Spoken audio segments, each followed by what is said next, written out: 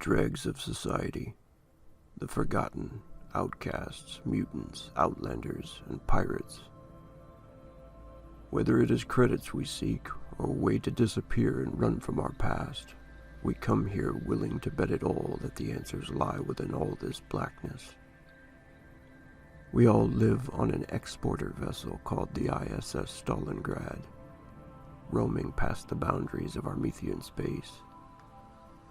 Our captain, Vladimir, gets jobs that are too dangerous for corporate cells, too risky for border patrol or deep salvage teams.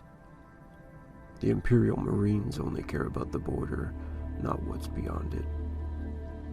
Sometimes it pays to rip off criminals or pull off a little piracy of our own from time to time. Sometimes it pays to answer those distress calls. But then sometimes it's smart to just click the switch. It's a flip of the coin, you know. A chance, it's a trick, and you'll pull out of warp to get hit by pirates. Cuthalans out of hive space, cyborgs from the Syndicate, or slavers ready to sell your flesh for a credit. There are endless dangers once you pass the red zone, and it's all black void. Much of it is uncharted territories of deep space. Everyone does what they can to stay alive, and the rest do what we can to stay sane. All of this silence can be deafening. The emptiness has a way of making everyone a little crazy once you find yourself nowhere near the stars. And while some may seek glory and fortune within all this emptiness, others are just looking for themselves. All I know is that out here, you eventually find exactly what you deserve. Hello everybody, welcome to Aphelion episode 13 of our second edition Chaos 6010. I am Rogue and I'll be GMing for this evening, and tonight we are joined by the usual crew: Maddie, Aki, Effie, and Ghost.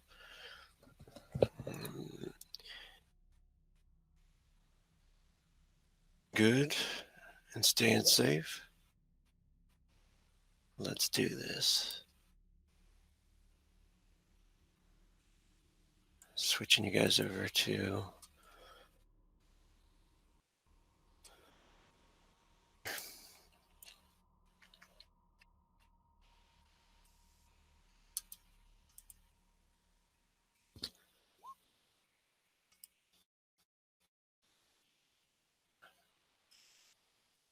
visual settings.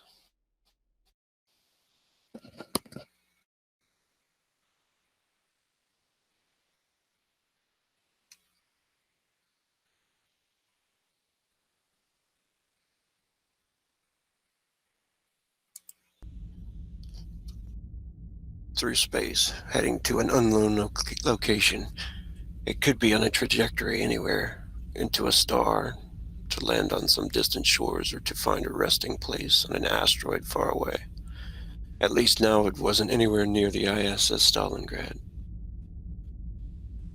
PD detective was led on board to investigate the attack. The investigators swept part of the ship.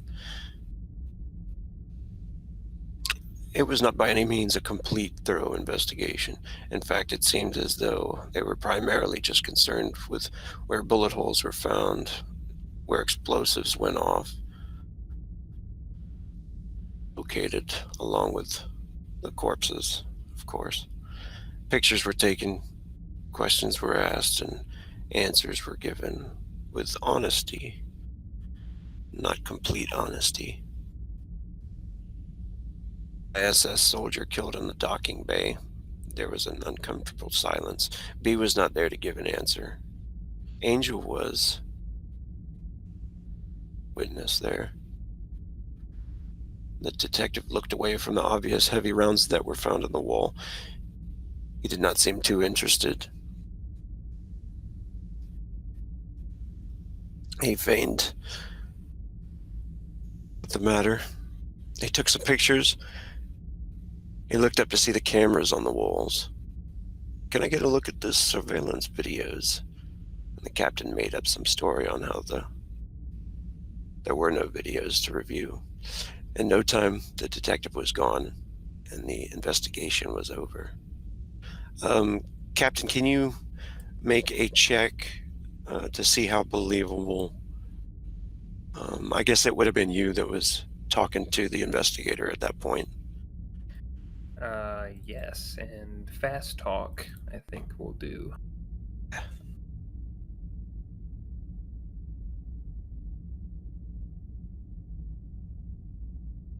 Nice. Mm. Yeah, it definitely seemed like he believed uh, believed it, and even so, they would have checked,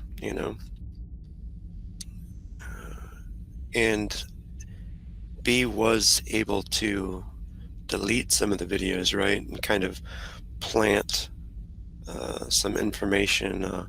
What did you want to do, B? You wanted to pretend. Yeah, so what B did is afterwards quickly she got into their recording systems for the cameras.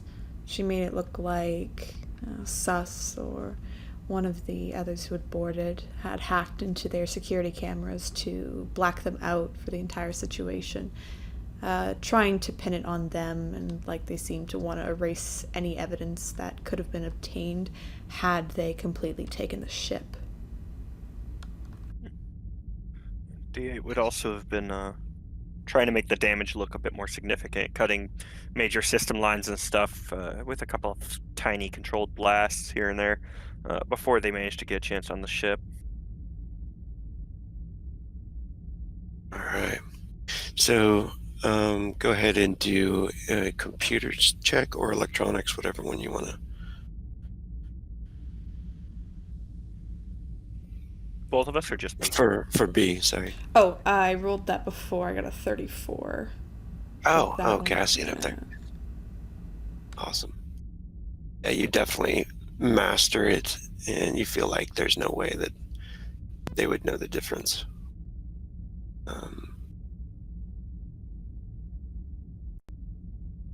And that, no rolls need to be made. Sorry, it's cutting out a little bit when you just when you start talking. It seems like. Let me do this real quick. I think it might just be the detection thing. Yeah, maybe if you do like push to talk or lower the sensitivity for what it picks up, that might be good. Can you hear me okay? Seemed okay there, yeah. So the camera pans down to show the council chamber in the ISS Stalingrad several hours later, where the captain waits as some of his men bring in an older female. She has the look of a human, yet the telltale signs of a half-elf are seen in the small bend in her ears. She seems nervous, then again relieved that she's finally here to talk to you. It's Erica Mills. Erica enters the room, the guards bringing her in, and the captain, what does it look like as you're wherever you are in this chamber? He's got on his trademark jacket. He's probably got a cup of coffee, actually. He's likely been up many hours at this point. Just did a patch job to make sure that the ship's not in too awful a shape, or made the crew do a patch job, rather. Maybe looks a little bit frazzled, but sits behind his chair, his coffee cup. Mrs. Mills, please come in. Come in. I'm terribly sorry for delay. But the jealous rivals tried to cause trouble on ship, so had to deal with problems. She looks around, and you can see even behind her, down the hallway, that you have to step over a few things and stuff as you're walking through, and there's an opening out into space that you can see where the breach pod had come through the wall in the hallway there, and you notice there are small drones outside just that are owned by the space docking bay, the corporation there, and they're out there working rapidly to repair anything on the ship. she says, "Oh, it's no problem. I'm glad you can finally see me." Of course, please sit. You want something drink? Water, coffee, something stronger? No, thank you. I'm okay. All right. Sits down and looks to the other two. Thus we're done, your comrades. You may leave us now. Bye, Captain. Walk out. Is there anybody else in the room here during this meeting? This is only 7 hours after everything happened, right? Yeah. Yep. Yeah, D8 would probably be watching from the shadows somewhere. He probably by now has some kind of like a little sneaky way through the ship. He'd be interested in seeing what this was about. He's probably in a vent somewhere, listening in. Okay. What about B and Vax? B's working on basically once the detectives leave and she receives the all clear from the captain, she immediately just starts going into full repair mode, flying around the ship and just repairing everything she can. Vax would be off in her own little world. She would not be there. She'd probably be doing, research on upcoming things or, the missions that they have that they haven't looked into. Okay. All right, so down and nods to Captain Vlad and seems very nervous still, but she says, "I wasn't completely honest about everything, but I don't know who's listening or watching, and my husband didn't want me to let anybody else know. He was very specific in telling me to reach out to you personally." Oh? Did I know him, or, Yes. And she says, she looks towards her purse, but before she reaches for it, she's like, "Is it okay if I show you his last transmission?" Duh. I have made you wait long enough, I think. This is good time as any. She nods and reaches into her purse, and she says, "He was investigating something near the Hith hypernova outside of our Methian borders, and he never wanted me to worry about his work and the dangers that he was involved in.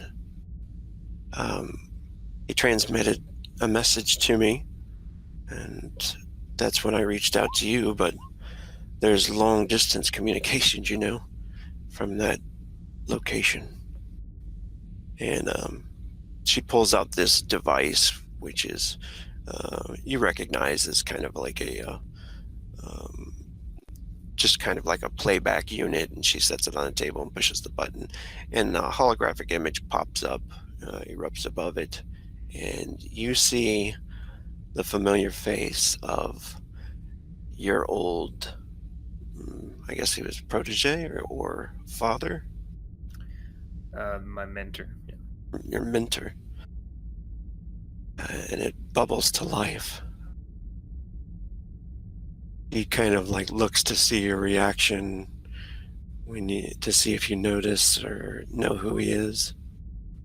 Yeah, Vlad would see the face, and he was mid-sip of the coffee, stops and just stares at it, because it's been a long, long time. At least 20 years. He says, "I think the messages take like 2 weeks to reach the intergalactic telecommunications network, so he's been out there for some time already. He said to find you in the first message, but then I got this last night," and she hits it, and it starts to play, and you can see it looks like he's on board some vessel, and the vessel looks like really messed up in the background. It looks like it might even be dead in space or something. Very low power left, probably down to life support. And he says, "My sweet, I'm still alive, but I fear not for not much longer. As I transmitted, please find Captain Vladimir Vasily. Let him know. To help his old friend out. We could finally bury the hatchet, you know? Out of anyone. We spent many adventures with, I know he... Ooh. And he would appreciate the lost treasure that I found. What good is it if you die alone and it remains lost? Besides, me he'd be saving. I'm sure he would be interested to know that there are others he would be saving as well. And you can see he moves the camera a little bit in the background, and you see her face, a familiar face of the woman that you knew back then.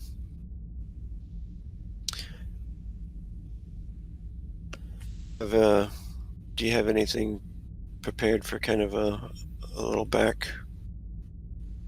background thing or background scene? Yeah, absolutely. I can go through. Prepared, no, but I know it well enough. Okay. If you have a screen. All right, I do have a token for this guy. Oh, and Rogue, it does seem to still be having a little bit of an issue. I think it's just the volume detection. If it's set lower, it'll be fine. Yeah, under voice and video. Oh, okay. Yeah, I think it's just when you get quiet, it's not quite picking up the start and end here and there. Sorry.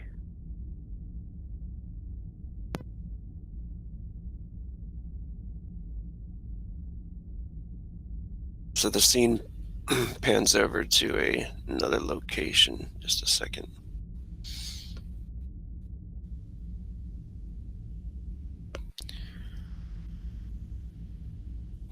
Are you guys on this map? You guys see anything yet? Mm-mm. Not yet. No. Yeah, not yet. You guys there? All I see is darkness. Hello, darkness, my old friend. Oh, there we are. See that there? Yes. Yeah. Okay.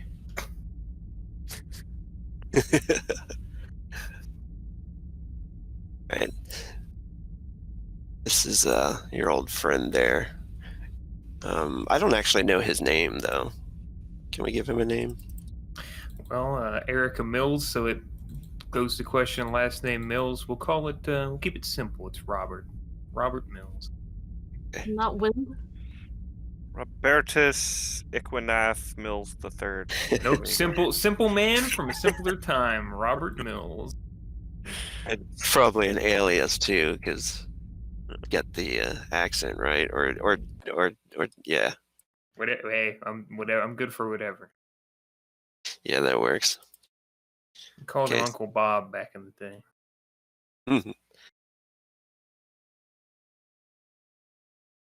All right, so yeah, it goes to a scene back when you were a little bit younger, maybe a little bit thinner. Yeah, Vlad, as he would have been back then, much more fit, muscle type. early 20s, 23, 24, in shape. Probably a bit more clean cut, not so reflected in the photo, but a better Vlad physically than now, for sure. Younger man. Very proud to be serving under Robert Mills, the man who took him up as he was an orphan from a ruined earth, essentially. old ex-Soviet bloc and bounced between all these terrible places Earth's side before he managed to escape out to space. And Robert Mills was the one who brought him up, more or less, when he was just picking pockets.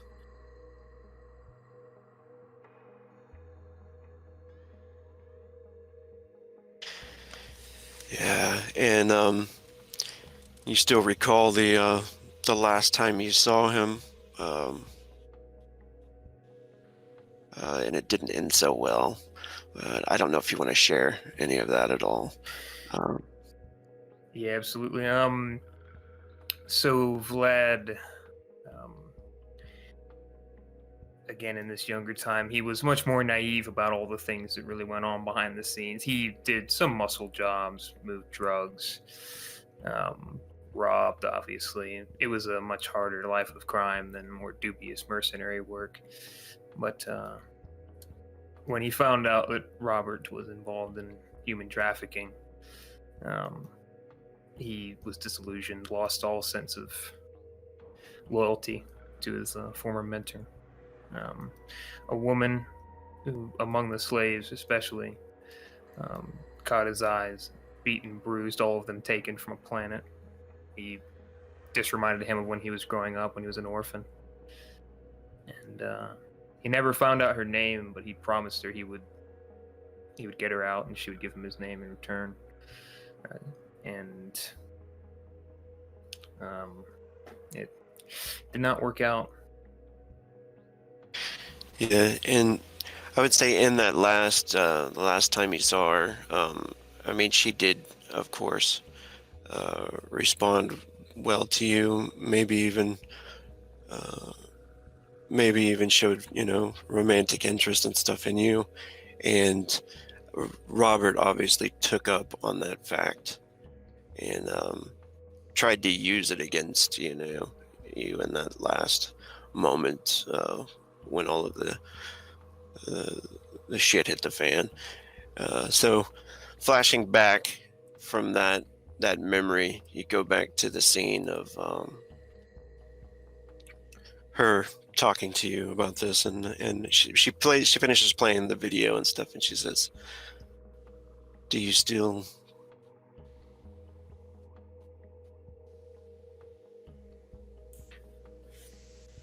I think you cut out the end there. She says, "Do you still want to help me? I can pay you, of course. It's 1,000,000 credits."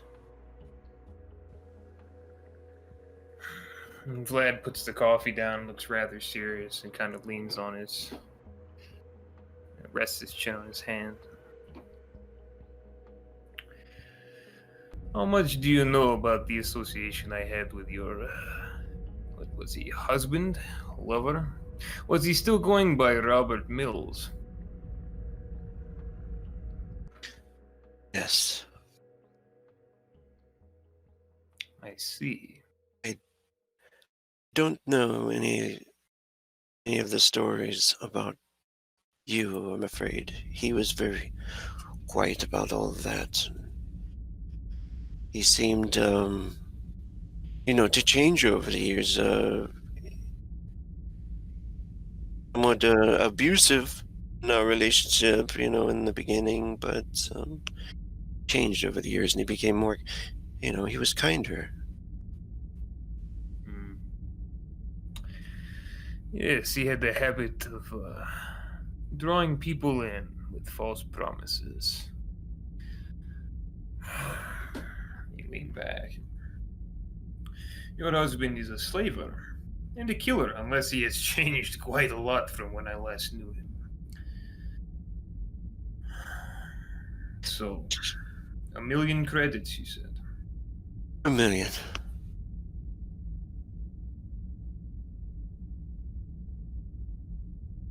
We have repairs to do,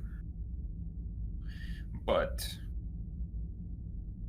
for 1,000,000 credits, I can bring him back. I cannot guarantee he will be well treated, but he will come back alive.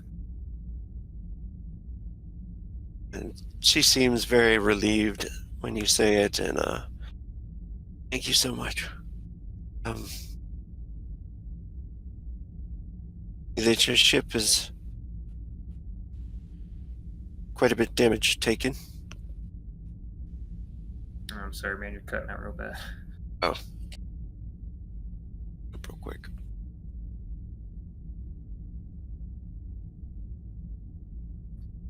Cutting up like an emo on Christmas. Can you hear me? Yes. Yeah. So, she did say 2 million credits. I don't know if I cut out too bad for you guys to hear. No, I got that one. And she also says, thank you so much. When do you think you can leave? Because I see that your ship is pretty badly damaged. Out of character, what is our current prognosis for repairs? At the speed they've estimated, like about 2 weeks. So we'll probably do that 2-week fast forward after this. Yeah. He looks at her and again, serious expression. 2 weeks, and then we'll be on our way.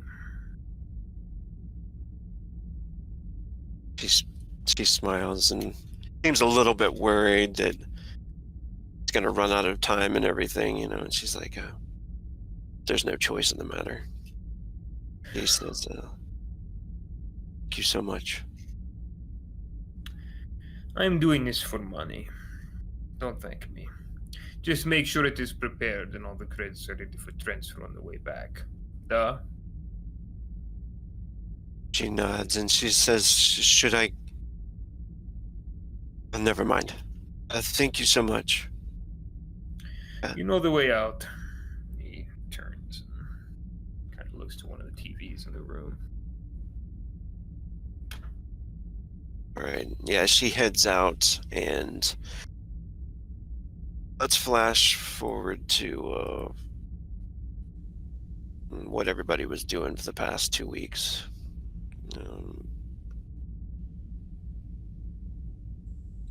First is fine.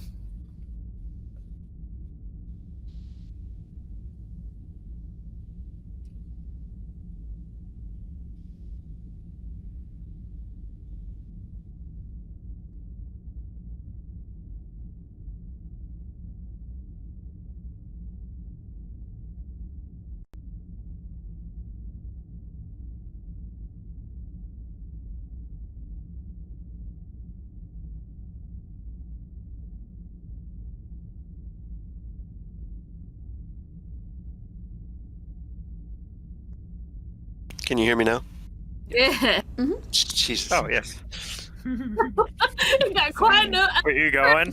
like, what do I do? Yeah, What no, is it's like, happening? God, it's the storms. Yeah, it's everywhere right now. What was the last thing you guys heard? Flash forward something 2 about weeks. 2 weeks. Yeah. And Okay. then, yeah. Whoever wants to go first, explain what they did for the 2 weeks. If we need to make any rolls. I'll go first. Vax kept it simple. Mostly the hermit life in her room. She'll occasionally come out for meals, but most of the time it's going to be her in her room, either meditating, reflecting on that, that whole situation, or she'll be doing some research on any of the jobs that they haven't done, just to kind of pass the time, and then she's probably going to try to do a little bit of research into planets that have exploded, just to kind of maybe get an idea as to where that crystal may have originated. Of course, that is there's plenty of planets out there probably exploded. So, and then she will also take some time with Vlad's present that he gave her way back to do some VR. And yeah, that's pretty much her 2 weeks. I was also going to mention too, or ask about that. Is she on lockdown? Is she kept guarded? Likely not to her knowledge, if I can help it. Yeah. And Probably more foot patrols around that wing of the ship than usual. and you notice as well that Angel has been bringing you food sometimes, Bax. That first week was like hell, kind of almost like you were going through some kind of withdrawal period. So I wanted you to make a willpower check and to see how you handled that whole, because you were having like nightmares about your sister right. tumbling through space and stuff like that. Poor Vax. Power She's check. just been through the ringer. Mhm. I'm sure you'll kill her soon. Don't worry. Well, not until after she finishes my character art. You've You had know a that hard gift life. Good thing. where the guy is putting or loading a shotgun. He's like, shame. Yeah. So no insanities or any mental afflictions are taken from your withdrawal period. So you're good. All right, who wants to do next 2 weeks? I guess I can. D8 has been working on a lot of stuff in 2 weeks. It's been pretty much non-stop. Let me pull up my thing here. So after the Zentec attack, D8 spent a short while in the infirmary before setting to helping with the repairs. His grievous injuries and the fact that he was nearly dragged into space without an environmental survival setup got him thinking about his capabilities. Although he was quite capable of eliminating most any foe that he could get the drop on or trap, the problem was his suitability in open firefights. Killing was easy enough, but taking a serious hit and having no significant defensive capabilities was a problem. D8, with this in mind, set about working on some of his own gear and weapons. He quickly realized that his time spent tinkering with his own stuff had made him quite suited to weapons and armor production and modification. For months, he had spent any time not actively working or being with B downloading DIY media and classes to improve his versatility. Now, all of his effort was coming to the fore. It didn't take long for him to set up a production area on the ship, easily producing shuriken and darts quickly via a simple mold. The priority after getting the easy stuff was his armor. A great deal of care was put into modifying his grenadier and recon gear into a custom full-body suit. The armor practically had to be rebuilt to accommodate the additions D8 planned. It was designed to be like a second skin, with jacks all over the suit screwing into D8's own body.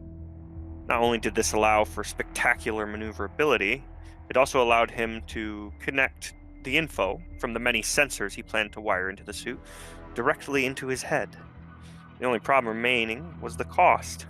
Thus, D8 made arguably the ballsiest request he ever had. He went to Vlad, quite simply, and asked him for a loan.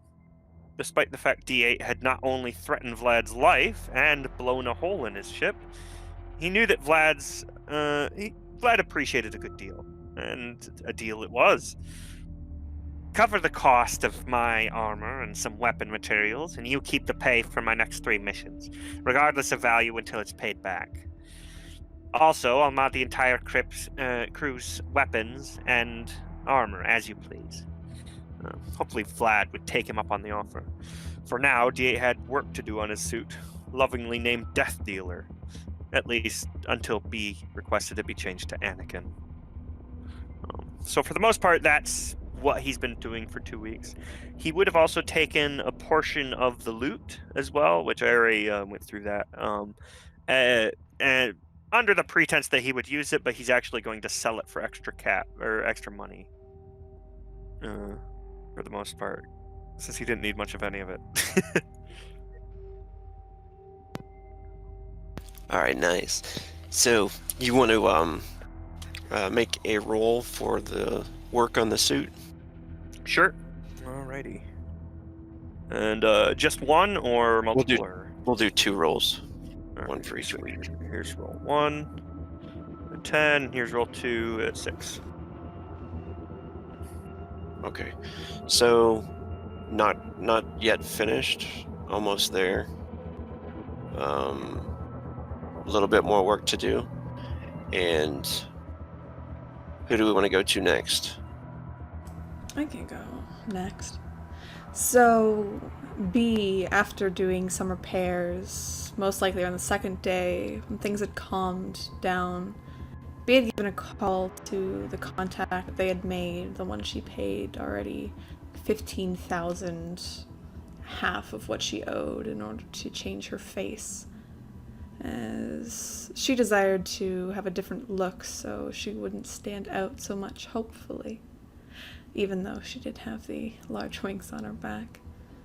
But B called over to the contact, having them come to the ship, as they said they did mobile edits.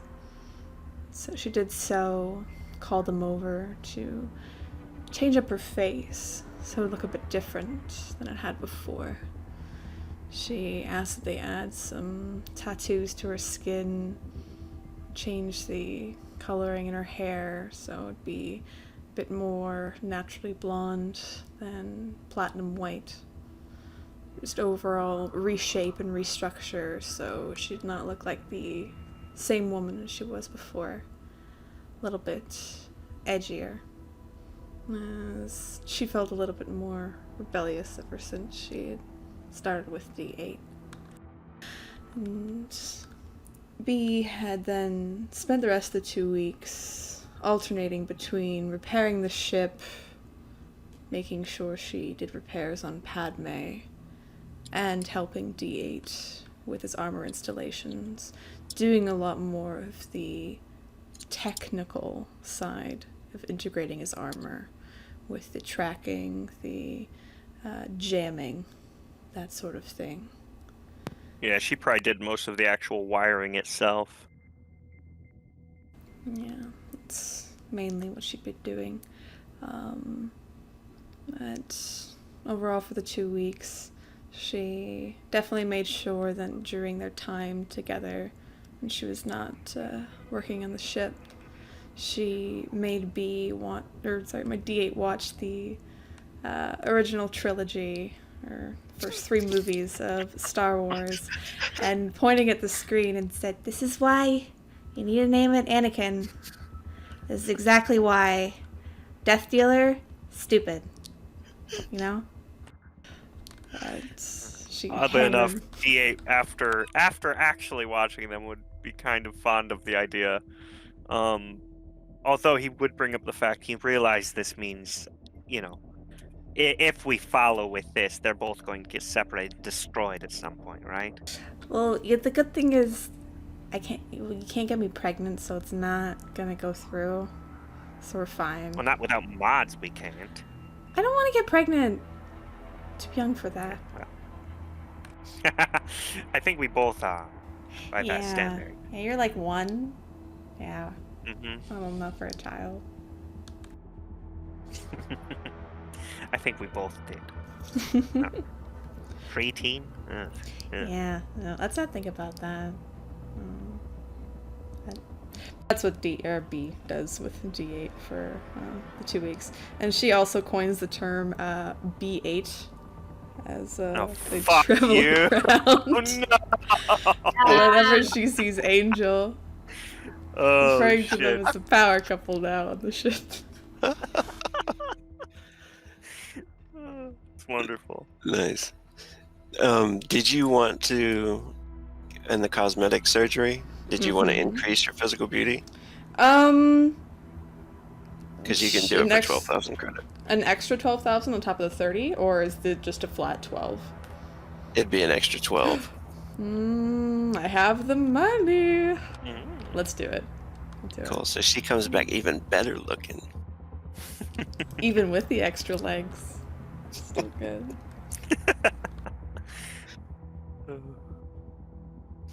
Jesus Christ. And this guy's good. He's not like those plastic surgeons you get today. Well, granted, I'm sure the technology would be quite a bit better. I hope so.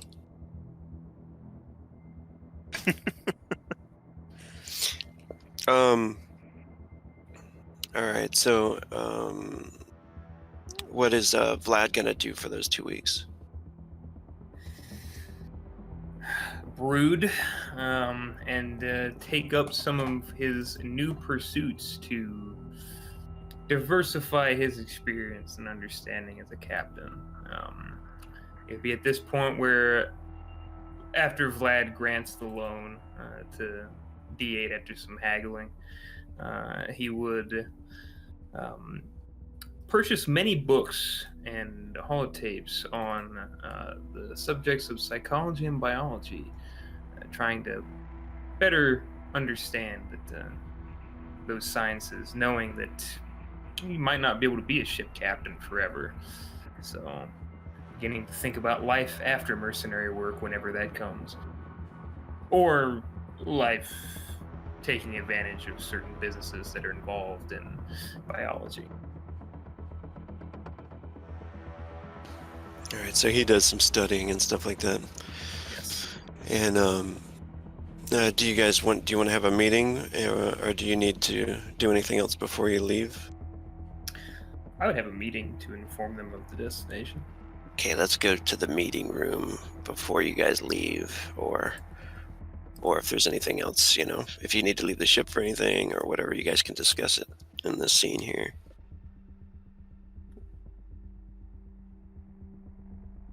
So Vlad's there.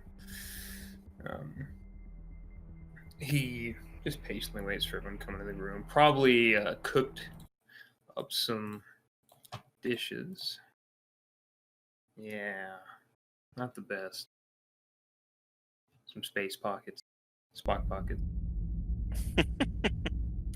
Yeah, D8 heads on in. He's got like the left forearm of the suit essentially, which is currently detached, which you can see he's got a couple of small tools on a belt, which he's switching between to mess with a bit of the wiring, the actual plating. It seems to be etching Anakin into the actual arm plating and stuff here and there. But he sits on down and waits for the others, absent-mindedly working on it. B comes in and she's got her comm pad out. She's been recently starting to work on some programming, starting to probably not tell it in Vlad at this point since it's not come to fruition just yet, but starting to work on some AI codes and running tests and just starting to write the programming for it. And she kind of comes in face deep in her comm pad. She comes in, kind of bumps into D8, sits down beside him.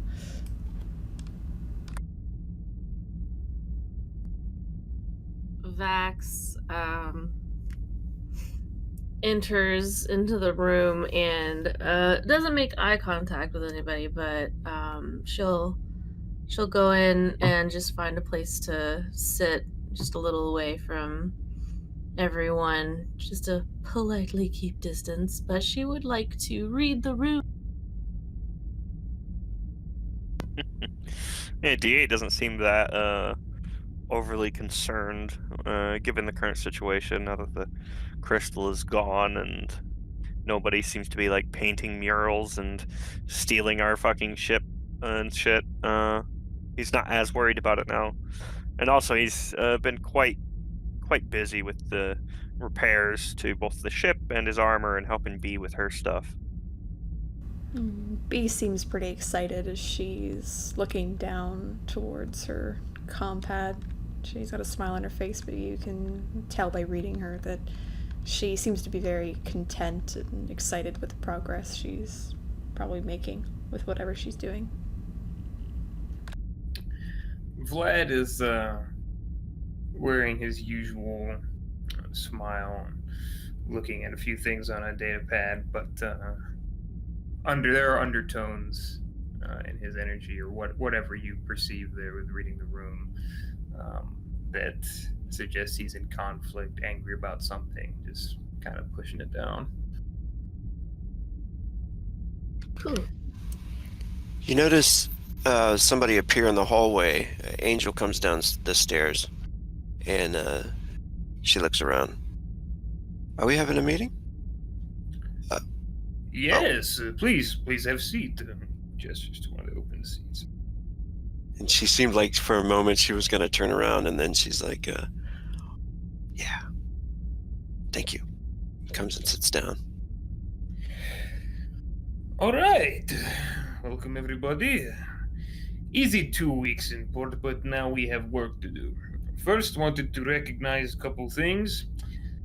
Everybody, please recognize that is B. She looks a little bit more feisty now, but it is still same B. Hi. She gives a bit of a wave. Hi, Vex. Oh wait, that's B. I thought that was somebody else. Oh Hey. man. Congratulations on the successful plastic surgery. Vax, welcome back to Land of Living. Look like you have lost a little bit of weight. You should eat more.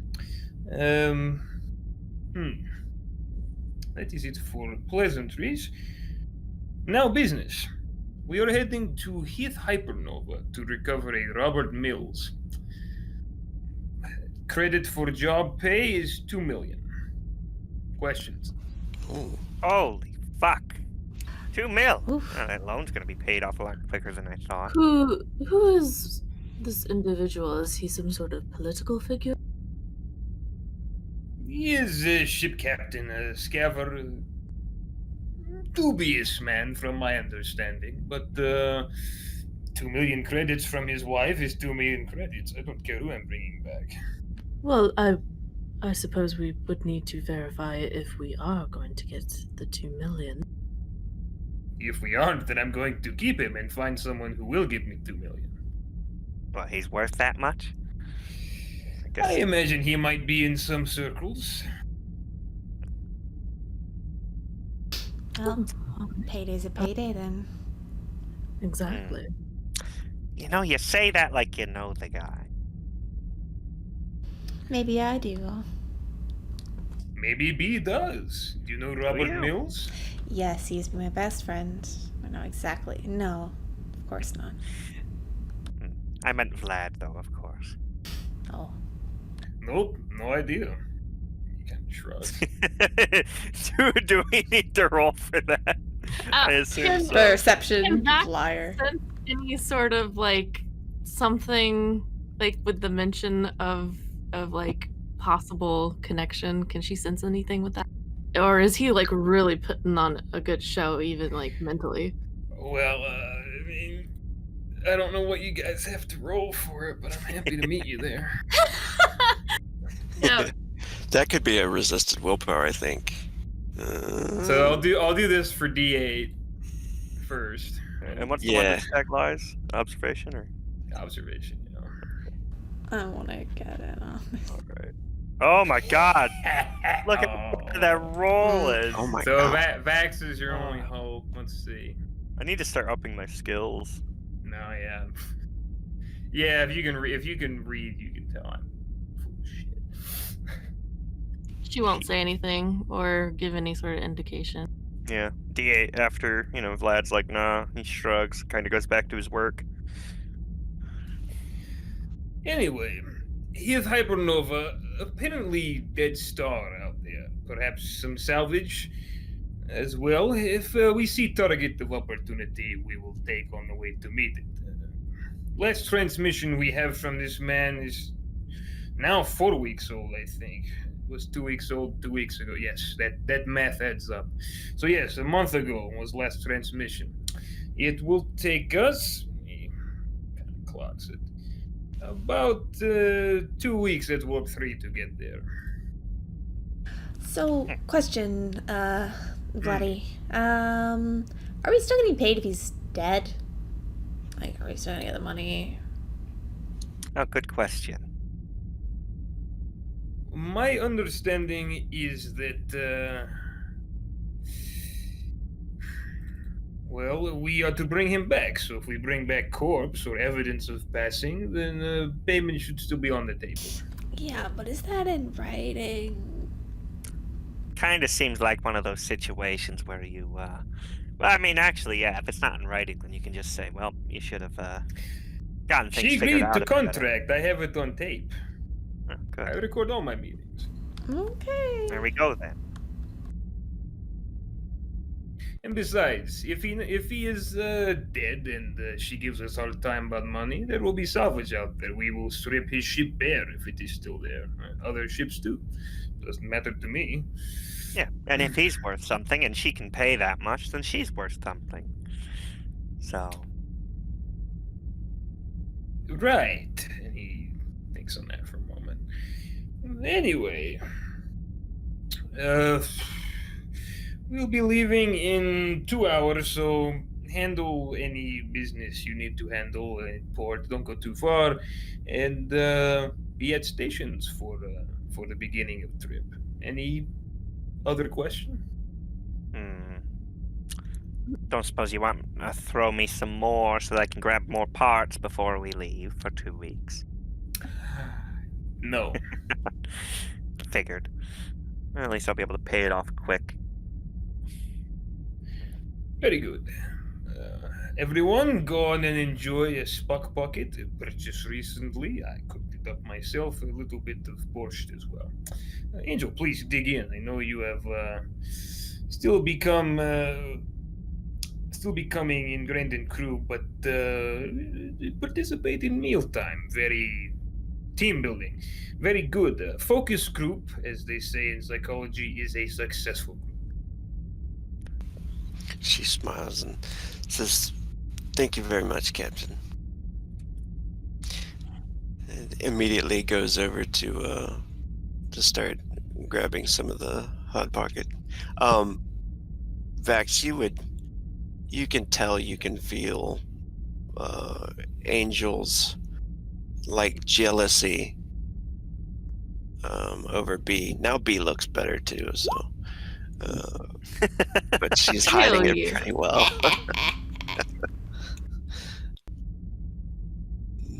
But that's what you read from her for the most part. Other than that, it's pleasantries. Yeah, and Vlad will grab a Spock Pocket to go and put it in the little holders that they have and head back to the cockpit. Vax will actually catch up to Vlad if he'll allow it. I'm fat and slow. It wouldn't be a surprise. Captain, if I may. You may. He's chewing his food. I am sensing, and you don't have to completely be honest, but I did want to express that I have sensed something, a bit of a connection that you aren't exactly revealing. And I do not know details, and I'm not asking for details, but speaking from experience, secrets that may be relevant, especially when entering into a mission, may be something to reflect upon. Vlad stands there and considers for a moment.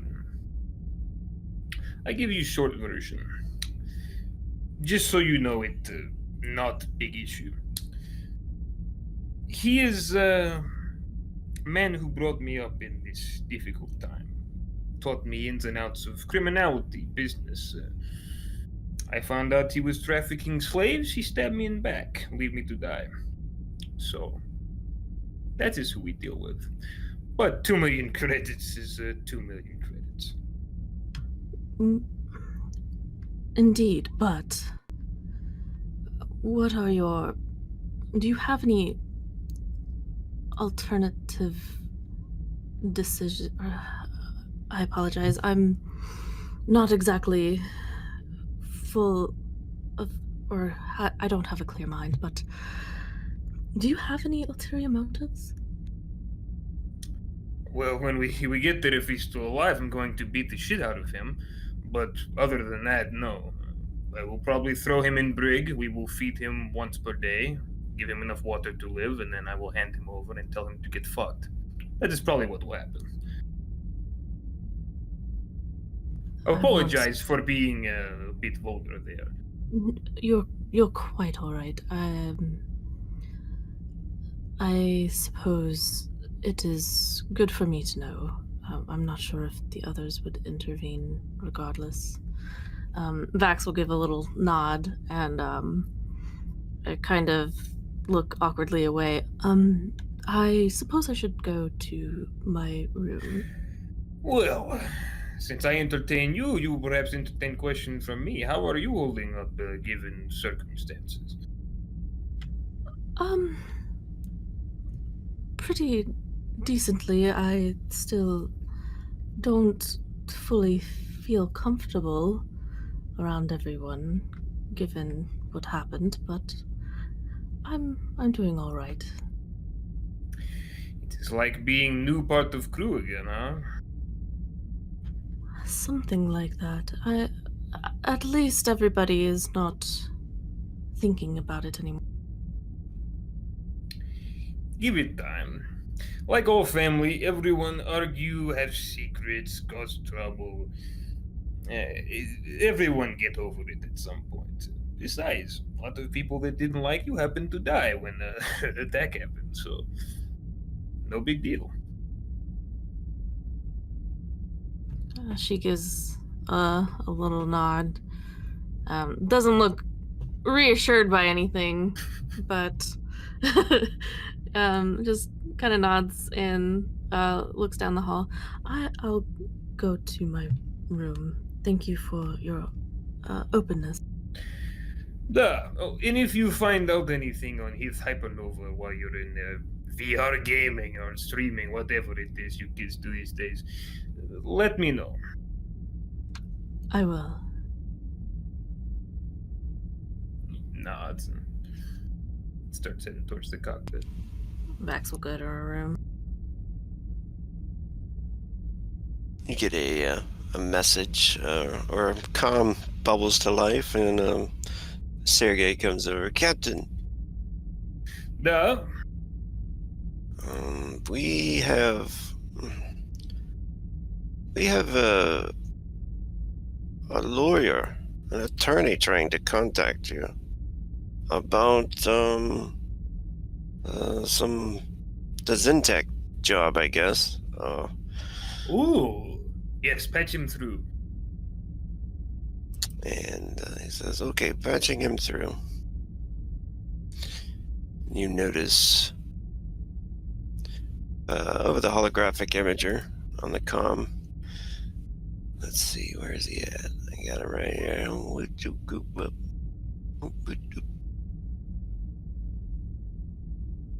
he go? Oh, there he is. He's also illusionist part-time. All right, this man pops over, kind of short-haired, looks human, well-dressed, clean cut, pretty young, and he pops on there on the screen. And, is this Captain Vasily? Ah, you got it right first try. What's your name? He says, I am Derek. I'm an attorney for, actually, one of your friends gave me your number. And he looks at his book for a moment, or his data pad, and he says, a Torvin? Yes, I am familiar with him. He, old man, has cybernetic eyes. Likes to hit on young women. Yeah. He's an interesting fellow. I'm Derek Chance. I'm an attorney, and I would be willing to take on the case against Zentec if you would be interested in hiring me. Sure, I am willing to take a chance on you. All right. Yeah. So, anyway, he kind of finishes hop on. What percent commission you expect for job? I suppose. Just a small fee, 25%. Okay. I know that might seem a little bit high, But I make sure that you are well taken care of, and we can win this case and easily. Perfect. What do you need from me? I must tell you, I plan on leaving station to take on contract jobs. So will I need to be here while this is going on, or can we set depositions that myself and crew need to give for later when they return, or how does this work? No, it's totally fine if we could have a meeting online.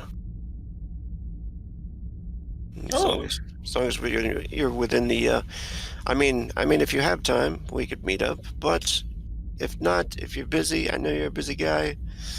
And you probably got your ship fixed by now, thanks to the insurance. I paid in full. I was surprised. I didn't have to talk on the phone for 6 hours to argue over fucking wall. Pardon my French.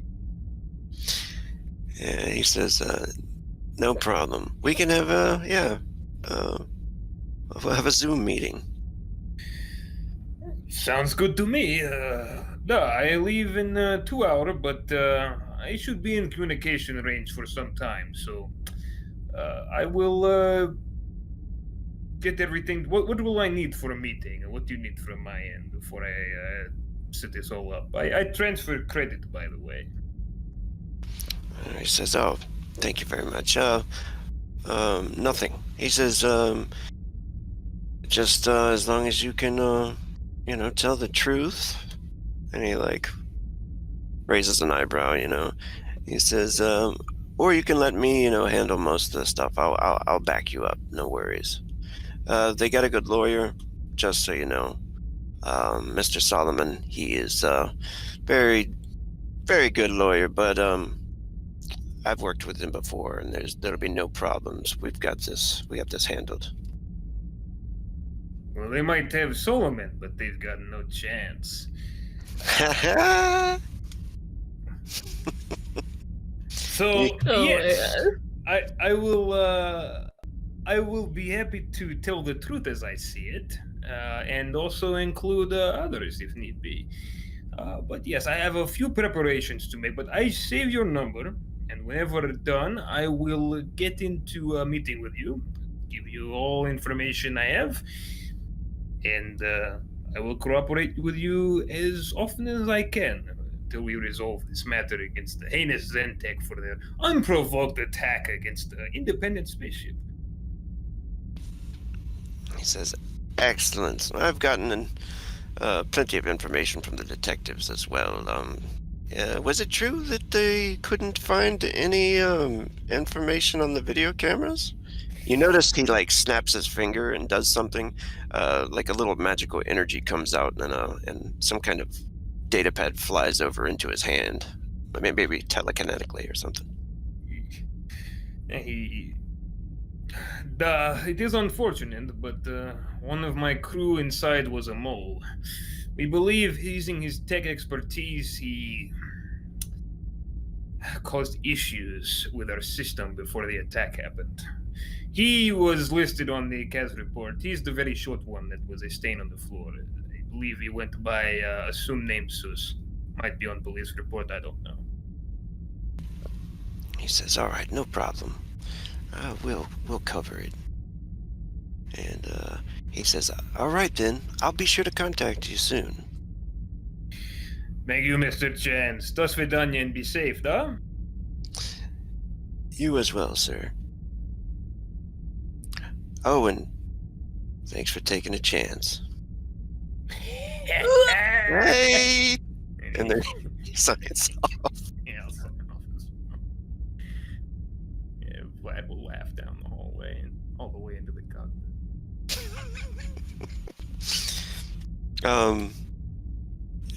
D8, did you want to do that? Or Yeah, definitely. He'd definitely like to sell that stuff. all right. And you're gonna do this. Do you want to take B with you, or? Might as well. Presuming this is right now. Yeah. Yeah, you guys got about 2 hours. So,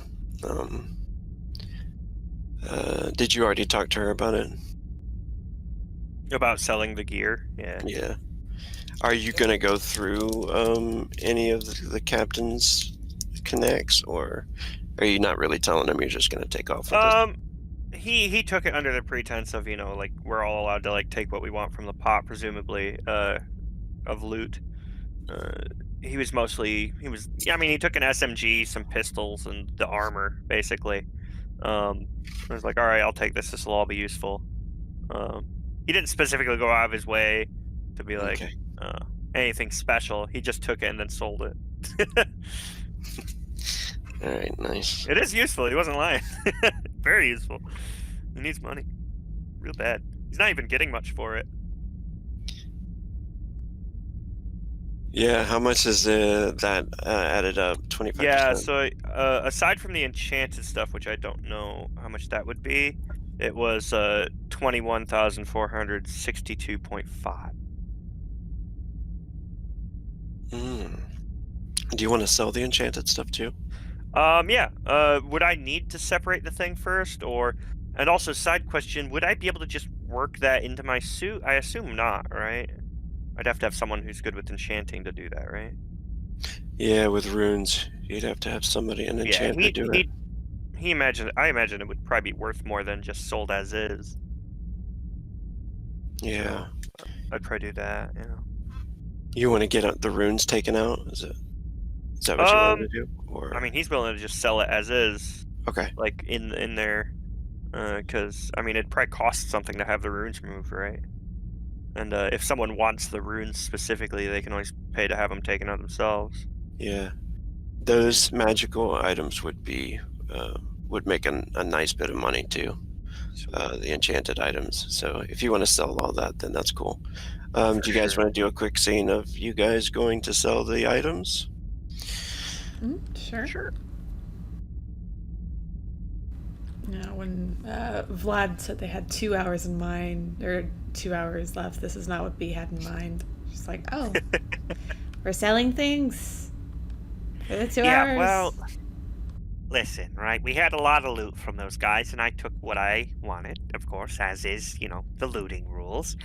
And, well, turns out a lot of it I don't actually need for myself, but I do need the money from. So we're going to go get rid of it, get some coin for it, and then I'm going to, I'm going to go get paid, basically. Gotcha. I'm not going to get a whole lot from the next mission, thanks to the loan, so I need to pad it where I can. Besides, this might give me enough to get the gravity shifter. Oh, that'll be nice. Would be very nice. Imagine me just lifting up Padme and throwing her at an enemy. Yeah, no. What? I mean, I've got the gravity wheels and stuff, so I can, fly above people. Yeah, but, true. Yeah. But still, throw a car at someone, I guess. You get the idea. Just throw Vlad, it'll be the same effectiveness. That's fair. Yeah, that or the jetpack. Or the biocloak. It's all so expensive. Well, you'll eventually have enough money. I mean, got some time. Speaking of time, something I'm kind of thinking about working on. And, well, something I might be doing. Something I was going to do, because I don't know really how much time I have left, is, creating some sort of cyber suit, kind of, to upload myself into. What, like, cut your brain up and put it in a machine like a revenant? Not like a revenant, because you need special magics and shit for that, but like uploading a consciousness. Yeah, like a cyborg. What, so just like upload your head into a bot, I guess. Or transfer it across. Yeah, that works. Yeah, when the time kind of comes. I don't know when it's going to be, or if I can make like a backup of myself or something. It's not a bad idea. Yeah. Let me know if you want help, of course, on the body. I think you'll have a few ideas of what to do with it. So many ideas. And I can help you with the whole body for your, new brain and everything too. Oh, all right then. I mean, once I get paid for the next job, well, I gotta start working on my, next suit. My, mecha suit. Because I'm working on making Padme an AI so they can follow me around. But after that, then I'll work on the Really? body. Yeah. Oh, yeah. You don't think it's going to accidentally shoot you in the back or anything, do you? Well, if I treat it like shit, it's gonna shoot me in the back. But if I'm nice to her, then I'll be fine. All right, well, hopefully we all get good pay from these missions coming up. We're going to need it. This Yeah. gear isn't cheap. The suit's almost set, but it's going to take a while. But we've got a couple more weeks, and I imagine by then, the two of us working together, it'll be good to go. When I'm not flying, I mean, I can work on it. 8 hours on, 8 hours of working on your stuff, and then whatever time I have left to sleep or, other stuff. Oh, I mean, that seems like an awfully small amount of time to do sleep and other stuff, to be honest. So 2 hours on the suit. Gotcha. There you go. All right, come on, let's go sell some stuff. Yeah, let's get it done with. And I suppose they'd head out on Padme. Alright, cool. Yeah, you guys head down to the docking bay. Is Vax just going back to her room? Yeah, she's pretty much just, doing that, looking up stuff on their current mission. What was the name of the Mills? Health Hyper. Yeah, that's close. Huh. Hypernova. I'm sorry, it's I need glasses. I didn't even remember it, so I mean, you got it somewhere. Mm-hmm. Better than I did. Yeah, it's basically a star system where Hoth.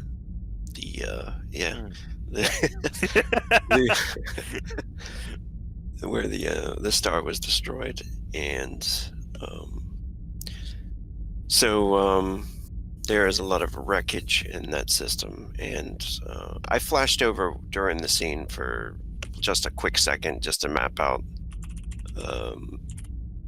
how many of your crystals, your gamatite crystals, would be drained and stuff like that over to stellar cartography. So you end up probably going to stellar cartography to do your research or whatever, and checking out the map of space. It's kind of like a huge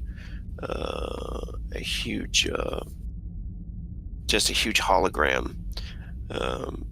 I always think of that scene in Star Trek where they're looking out over all of the star systems and stuff. And space, you're kind of standing in the midst of it, and you can grab the planets and bring them over to you and everything. And that's when Angel walks in. You know what? I'm going to bring you over to a different room. We'll say you're in stellar cartography for a second here. And you're no longer depleted. Your battery thing. I'll take that symbol off there for you. She walks in. She's like, Vax. Angel. So, are we gonna be okay, you think? You think, the EPD is gonna notice anything about this, investigation? I mean, B did shoot one of our guys. Well,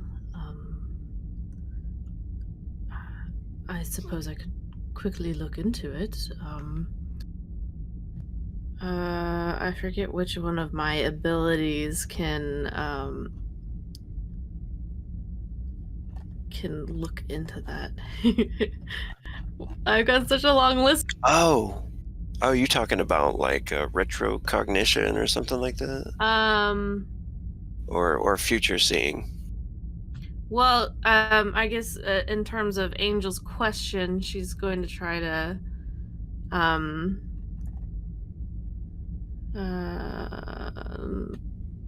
perhaps, maybe, would She's augury like, do it? Where she could see, kind of get a sense of like omens or like yeah, a sense of what could potentially come of it, like a good or bad. yeah, like you could be able to sense if, see omens and things. She says, I'm just worried, because I thought she was shooting at me. I thought she would try to kill me when they stormed the ship. And Oh. and then that detective, he was sitting there looking at all of the bullet holes in the walls. And I didn't know what to say, I didn't want to call her out on it. So I told him, that it was one of the guys that killed her. And you're wanting to know if your lie is a good one. Yeah, I don't want to fuck it up. B is a good person and very loyal. If she shot that man, there was good reason to. And I have not asked why. But if she did not kill you, then that was her intent. She did not want to kill you. Yeah, well, she looks at me like she wants to kill me all the time. I would more take it as she feels threatened by you. Maybe it has muted as of late. It's not quite on her mind, but your presence and your ties to the former version of D8 does present some tension. You can read very obviously that she wants to tell you something, and she wants to show you something, and then she's got both her hands kind of in her pocket and her thumbs or whatever, and she's she seems very uncomfortable, both mentally and obviously, and she's like, I want to show D8 something. I don't know where his mind is at, Is he, does he even care about me? Or does he feel anything at all? I've noticed that I can't just turn my feelings off like he can. Maybe my feelings are getting stronger, you know what I'm saying? And I suppose your past is quite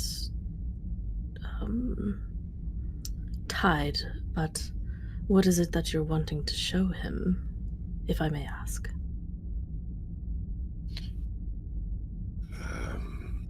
You notice she takes this picture out on her data pad, and she's like, there's a picture of a young female, kind of, she either looks elven or half elven, and like a really pretty younger girl, and she's like, this is his daughter, this is our daughter. And just out of character, did she show you that before D8? I don't think she actually. I think she did though, didn't she? I think I don't know if she actually told me it was his daughter or not. Did she? I don't know. I'm Guess gonna not. assume she She did. definitely told you that she's missing. Or something. Yeah. Or something's happened, yeah. I don't know if she mentioned specifically. Oh no, yeah, she definitely must have said it was her daughter. She wouldn't have not. I think he blew it off, right? Yeah. Yeah, it sounds like it. Like, he was like, fuck you, I don't care about her or you or Yeah, anything he was like like, that. this isn't anything to do with me. That's somebody else who's dead. Yeah, Yeah. essentially. Yeah, so, I'll put this up there real quick, so... Let me cut this out real quick. I give away too much information. Okay, so she pulls out this picture. Can you see that? Yeah. Yeah, she definitely didn't show me that, though. She didn't show me the actual picture and stuff. I think she mentioned, their daughter was missing or something, but Yeah. I don't think she showed me any kind of picture or anything. She says, and I'm afraid to show this to him now. And, like, is B gonna flip out and try to fucking kill me? If I start talking to him? Well, Can you see that kind of stuff? potentially, but it's not always certain, and I can see a potential future, but it can change with actions after I've seen the vision, if that makes any sense. Oh, yeah. So I can provide you with advice based on what I know of D8 and B. B will get upset, especially if you visit D8 in private. And D8 is... if there is any trace of the man you once knew before he became who he is, it is not something that is present, and it does not seem that D8 wants to reawaken who he once was, and I would respect that, because that is the decision of the man he is today. And while he may have a child, it's not entirely the child of the man that currently occupies the body of your former lover. She raises both eyebrows, and kind of like looks towards the floor. Like, that's definitely true. Like, she gets that and she's like, well, that's... Yeah, he wouldn't be a good father, that's for sure. Oof. He's a very... Yes, but it does not seem that even attempting to be one is appealing to him, at least at this time. It may be prudent for you, especially if your feelings are becoming stronger. It may be prudent for you to move on and mourn the death of the man you once knew. She takes a deep breath and kind of closes her eyes for a second and says, you know what, you're right. Well, thanks, for talking to me at least. I am always happy to be here. I have an open door policy, but I do apologize. Sometimes the truth can be a bit harsh, but it is needed to be known. She starts to turn around and walk out, and she's like, while during that week, that she had brought you food and stuff like that, you guys had played some weird Jakayan game. It was kind of like a Jakayan type of a Jenga or something. And she's like, hey, you want to play that game again sometime soon? I had a lot of fun. Like a girls' night. Sure, we'll have another girls' night. And she's like, all right, cool. And you see her, she starts to leave. Like, you get that feeling she's pretty desperate to cling to somebody, or for friendship maybe, or something like that. That's what you kind of felt from her this past week anyway. And after she leaves, Captain, you were talking to, was it Sergey or Yuri? It was Yuri. Yeah, Yuri's the one on the. I believe Yuri's the one who's on the. Oh, cockpit. Sergey. I Sergey's get them confused all the time. Sergey's in the cockpit. Yeah. He's like, go back over here. Last thing you had said was easy on the eyes. Yes. He says, yes, she is. So is this like, it's cool if I talk to her or something? Or is, I mean, I don't want to, is it you're interested in her maybe? Huh? Angel. Oh, Sergey, you have eyes for every woman on ship. Well, of course, you know. There's a lot of pretty women on this ship. What is it the kids say these days? Shoot your shot? I don't remember. Pulls out a cigarette. Oh, she is attractive, though. But I am old. I am fat. I am tired. Takes a drink from his vodka. I do have a lot of money, though. He says, that's what matters, Captain. Maybe. But I am old. You can get anyone you want. Are you saying you're not interested anymore? I had not given it much thought, to be honest. This is a very busy job. You just saw how busy this job is, you know? I mean, look at what I have to manage on a day-to-day basis. What you have to help me manage on a day-to-day basis. What is the time? He nods. There's always time for a woman. Perhaps. Perhaps. So would you be okay if I talk to her? Shoot your shot, Sergey. I have more bullets than you do. Whoa. He laughs, and he dare not say anything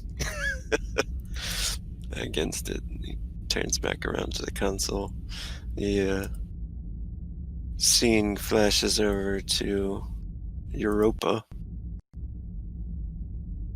I think it's all set up. What connect did you want to go to? Did you guys want to go to a specific connect, or? Yeah. I imagine actually for some of the parts and gear and stuff, he'd probably be better off going with one of B's contacts. Actually, Oh, yeah. Yeah, he'd, that's what I he'd was ask thinking. her. Yeah. Sure. I mean, what exactly are you looking for? Are you looking for more like the shell part? Or are you looking for more of the tech part? Well, first off, we have to sell the stuff. So whoever would be best for that. I mean, if we want to go black market, I can do that, but I don't think we're really going to get much fault for selling stolen Zentec gear, seeing as it was used to attack us. It's not going to be a problem. But after that, I was thinking there's this part that I was wanting to get, but it was a bit above budget. But I think with a lot of this, I might be able to afford. And what's that part? Let me see. He pops open a little display. He's got his he's probably already installed. This is like the low tech version of the suit, right? Everything's not applied to it yet. He's pretty much got it all set to put together. But the actual frame pretty much is what he's got on baseline. But he does have the comm lab and the Kamavi set up in there, so he can pretty much see through walls and shit, and all of that. But also, it puts out this little holographic display in front of him, so that you can see. And he scans through the list, and there's like tons of stuff on here. He's got all kinds of shit listed as necessary stuff, how to apply it, what it's going to go into, bug scanners, gravity shifter, heat sensors, everything. But But then he scrolls down, and it's one kind of off to the side with like several stars next to it, right? And let me see, where is it? It's a nanobionetic distributor. And he kind of pops it up, and it highlights and expands in the hologram, and it shows a broken arm essentially, and the nanites kind of pour out and start kind of stitching it back together, regenerating it. These babies. All we need to do is get the stuff, and I can install it into the suit. It's not even that expensive, at least not for some of the lower grade versions. Well, why don't I call up Echo, and she probably knows how we can get both, huh? There you go. Alright. As Bee's driving, or hover biking there, she's going to kind of pop up. She's jacked into Padme. She kind of pops up Echo, listening to it ring. Oh, weird, her picture's gone. Is it? I see hers. I see mine. Chi-Jin, aka Echo, pops up. Hey! Hey, girl. Quick question. We got a few things that we need to sell. Some armory things and magic-y things A couple of and whatnot. enchanted things, if she knows anything about that. Yeah. Enchanted shit. Also, there's some, like, nanobots that repair arms and whatnot that we're looking to buy. I think you could hook us up. You can tell she's still playing a video game, and maybe even two of them at the same time, harvesting stuff on one. And then she says, "Of course," and Fucking bots. she pulls her visor down and makes a phone call while she's talking to you, and she's like, "There's this guy. He's a dwarf named Butcher." She's like, "I'll send you over to him," and kind of flicks her head to the side, and you can see on your data pad or your comlink, whatever, that you have his coordinates there. The dwarf Butcher, he'll buy all that stuff for you. Magic, weapons, armor. Perfect. Thanks, Echo. No problem. Thank you. Bye. B kind of keys in the coordinates there, just sliding them over into the bike map that she has there. Alright, I'll be there in a few minutes. Sweet. Hopefully it won't take too long. Anything you want to do after we get this done with? I don't know if we'll have... Do you think we'll have time? I mean, I don't know if Vlad's gonna want to do pre-flight or anything like that. Maybe we can Yeah, I tell don't people know. Maybe there's somewhere we can get something to eat back by the ship. Oh, going out for dinner. I'm down. Sounds good. Have to treat you with this new face. Oh, Still yeah. getting used to it. Well, you better get used to it, or, I don't know, depending on what happens, I might have to keep changing it, who knows? Well. Yeah, that's right. I still have to get mine done at some point. Mm-hmm. D8, can you roll a percentile, please? Yeah, for sure. Something happened. Oh my. Uh-oh. Where's... Oh, that's... That's not a percentile. Encounter. Let me just...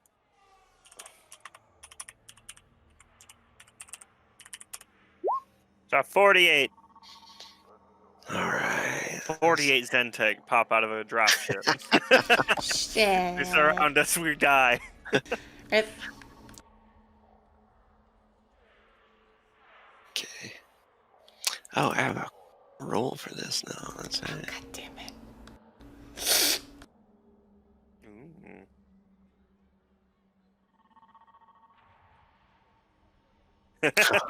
Oh! Let's get some drugs.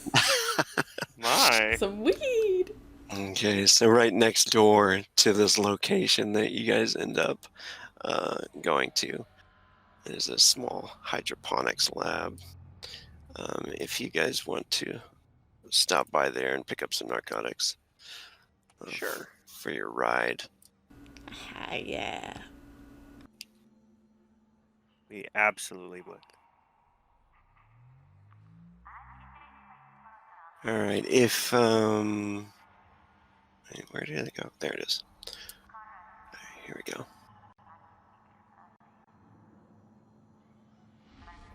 Can you guys see that? All right.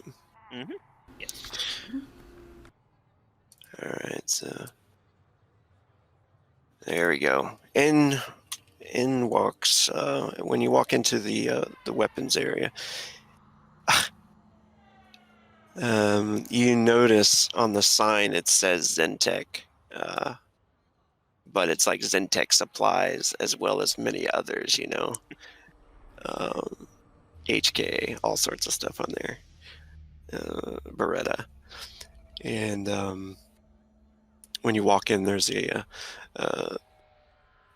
chunky dwarf behind the counter with some optical goggles on, and he says, "What can I get for you today?" Hey, fella. I'm D8. I take it you're a butcher, was it? That's right. How did you hear about me? A friend of ours. I think she goes by Echo, right? He kind of looks to be Yep. Beatus nods. Echo. She said you buy all kinds of things and also sell some good stuff. So, and D8 kind of has a large rucksack of sorts that he's got the gear in, and he kind of plonks it on the nearest suitable table. Plenty of good stuff. Some people decided to, cause some problems, and I acquired the leftovers, so to say. He starts pulling it out. He's got the security armor, security gauntlets, plasma sword, laser axe, all that stuff. Oh, this one's still got some blood on it right here. Oh yeah. He says, "I don't care about it. This one has runes," and checks it out. Yeah, I've started getting into armoring myself and weapons, but I can't say I know much about the whole enchanting thing. I'm not really into magic. And what was the price breakdown that you came up with? Aside from the enchanted stuff, which I don't know how much, let me see. It was 21,000 something. I think it was 21,400 something. Yeah, 21,462.5. I assume we're going to not worry about the 0.5. So 51,000. 51,000 is what he comes up with. For both the enchanted things together? For all of it. Yeah, everything all together. Oh, okay. 51,000. What's that sound like to you? Can I do a check to see if that's reasonable? Yeah. Would it be just like intellect, or would it be like armor or something? Yeah, you could do your armor skill. Sweet. I don't know if we've set up a macro. I'm just gonna click from the sheet real quick. Oh yeah, probably. 11. You think you can go higher? You think you can definitely go higher? It's not terrible, but let's be honest, it's some pretty decent gear, and aside from a couple of blood spots here and there, it's pretty much mint condition, luckily enough. I think we can do a bit better than 50K, don't you? This is let's see here. It's kind of used equipment. Let's go for a negotiations check. Do you have any skills in that, or? I don't think so. Pretty sure I don't. You can do a charisma check if you need. Yeah. Do this. Of course, I have no way to boost this, but actually not bad. Oh, just a bit better. I don't suppose B being with me would give me any help for physical beauty. Do you want to pitch in anything, B? I'd probably give a +2 or something. Yeah. The B kind of comes over and doesn't usually do this, but with the new face and whatnot, she'll kind of put her arms on the counter, pushing her chest up a bit. Are you sure you can't do a little better?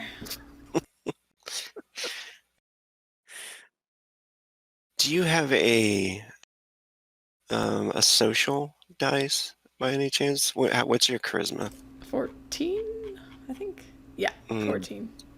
You're So one away. one. Short, isn't it? I think. Yeah, but go ahead and make a charisma check.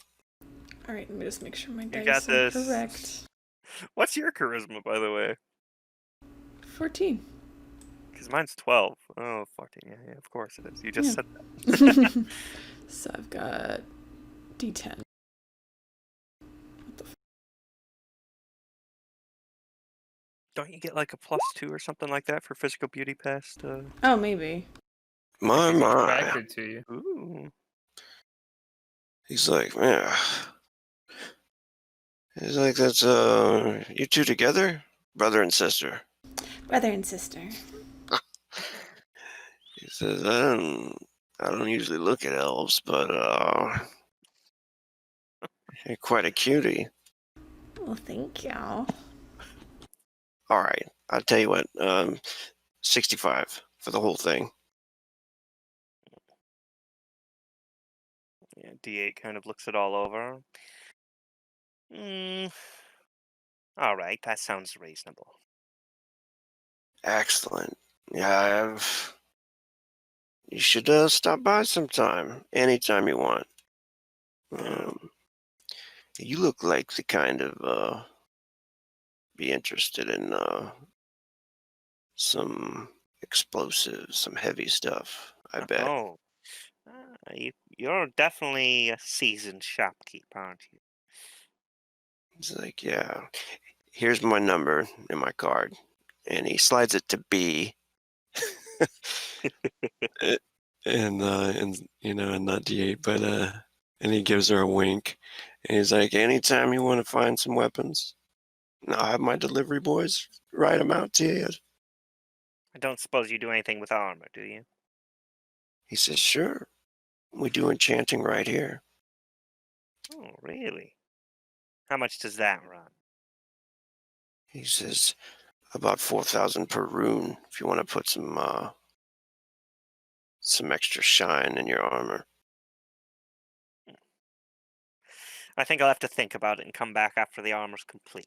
I've got a lot of work to do. Are you wearing that right now? He's got the prototype. Yeah, it's pretty much it's obvious that there's parts of it where some of the plating isn't applied and there's some stuff exposed. But for the most part, it's pretty clean cut and obviously still under construction, but it's solid armor. Yeah, he's like, that's a hell of a costume there, I tell you. Oh yeah, I've been working on it for a while now. I didn't realize I had it in me, but I kind of started working, and the hands just kept going. And he kind of looks to B for a second, gives a half grin before he kind of turns back to the guy. And well, there are a couple of other things I'd like to build into the suit, but I don't suppose you have any nanobot distributors. Let's see here. Oh, sorry, I don't have any of that. Shame. What about the parts? I might have to build it myself. What part is that? The materials needed to make that. He says, I could get them for you within a week. Well, if you could do me a favor, I've got a mission to go on. I will be out of town for a while, but if you could keep them in stock for me. That'd be no problem at all. Can you guys make a perception check, too? Yeah, sure. Let me just do my observation real quick from sheet. Where is it? There it is. That's better. Right, like right after you say that, you see a hover bus go by outside, and you could swear you see a familiar face across the street, like watching you guys, just kind of staring at you. That troll that you had a fight with, and then you notice he's gone when another vehicle passes by. You don't know if it was a hallucination or what. Yeah, D8's kind of turns that way and stops for a moment. Kind of runs it through his head over and over again, like as if, did I really just see that? Is this just my memories fucking up again? Or, he's like really genuinely not sure, but he knows he saw something, whether it was real or not. So he looks a bit concerned, but looks at the guy. All right, then let's see. And he kind of scrolls through a list, and he'll probably basically be like, all right. So I don't suppose you have any other general materials that I could purchase for building my own arm. Yeah, sure. I got some stuff. All right, good. And yeah, he'll basically like start going through a list of materials and stuff. Flatline. Yeah, for some reason the art doesn't pop up for me, but it does in the tags when I go to scroll through to select it. It's weird. And you're pretty sure an explosion went off and a big bomb you threw on the ground. I literally threw my entire grenade vest. Yeah. It was a lot of bombs. So you're Lots like, of fire, some acid, bunch of shit. He's like, so "There's you're no really fucking thinking way." this is no way that there's got to be like maybe something wrong with your headwear or something like that. Yeah, D8's pretty concerned. He tries to mask it as he just goes on communicating and goes through the list of stuff. And actually, seeing as he couldn't afford that, he will actually buy some weapons. I'll go over the actual cost a bit later, but he's gonna buy some. Actually, if the guy has the materials, he'd like to buy the stuff to make a Balkavan star. Yeah, he'll give it to you. Sweet. Yeah, so I'll do all the costing for that in a bit here. Mm-hmm. 'Cause that's all stuff in the book. All right, that looks good. I think I'm pretty much set. Oh. Thanks, Butcher. He says, all right, then I'll see you around, and give me a call whenever you need me. We'll see you soon. And he just smiles at you the whole time you're leaving. And B, you'd probably notice D8's not really trying to hide it much, but like the moment he turns away and you guys are like heading out, D8 has this big pack now full of materials and parts for more of the work. But his face immediately goes from kind of like vaguely upbeat to just deadpan. Split second change. And as they head out, she looks to D8. Is everything okay? What's going on? Not sure. You didn't seem to notice it, but, well, some of the scanners are active, and, well, the Commodity has some site mod stuff in it. I could have sworn I saw... You remember Flatline, of course. How can I not? I needed a number on my arm. Yeah, well, could have sworn he was just there on the other side of that bus as it passed, but... Damn it. We might have to get you to take a look at that chip a bit sooner than thought. Well, we got 2 weeks.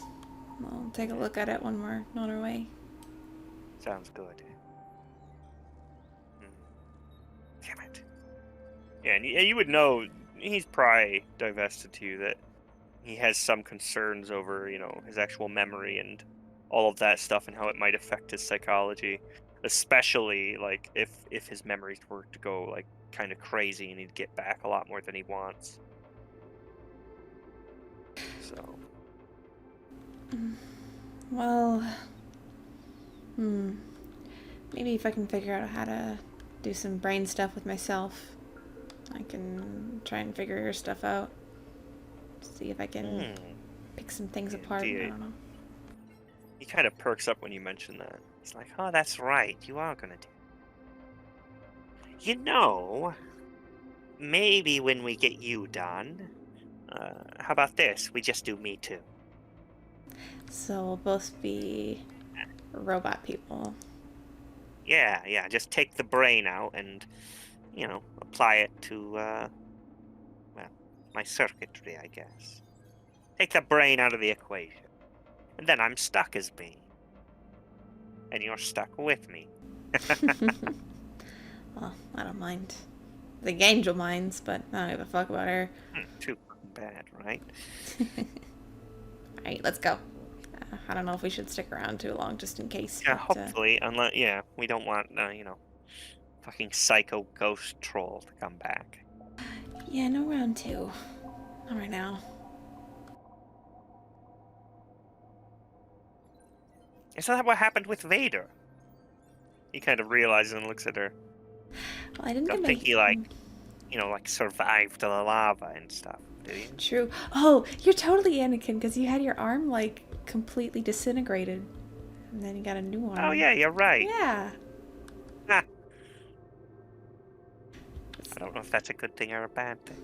Hopefully he's not your Obi-Wan. Wait, wouldn't I kill him then? No. Well, I mean, if you're Vader, yes. Wait, I think. I only watched the first 3. Oh. I might have accidentally gone a bit ahead of you. What? I mean, I've watched them, but it's been 2 months, so it's not there anymore. Ah. Alright, well, let's get back. Okay. Got a long flight ahead of us. Yeah, well, that'll be a nice 2 weeks.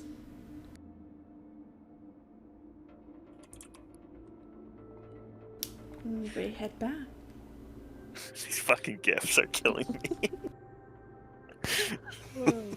All right. So when you guys get back, you get back safely. Nice. The captain is ready to take off. You guys are ready to take off? Should be. All right, and everybody loads up, and Sergey puts in the is starting to go about the movements of leaving the docking bay when B comes in. Do you guys all want to be up in the cockpit area at this point? That sounds good. Yeah, sounds fine. Sure.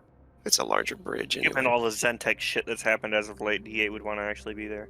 Oh yeah, he probably would have. Actually, shit, B would have noticed. So that would have been the time when he bought all the tracking shit that he was going to apply to everybody. Oh. So you see him buy 6 or 7 trackers, comm recorders, and all that kind of shit. Basically, if you were going to bug someone's entire life. Jeez. It's stuff to be applied into comm labs to track that.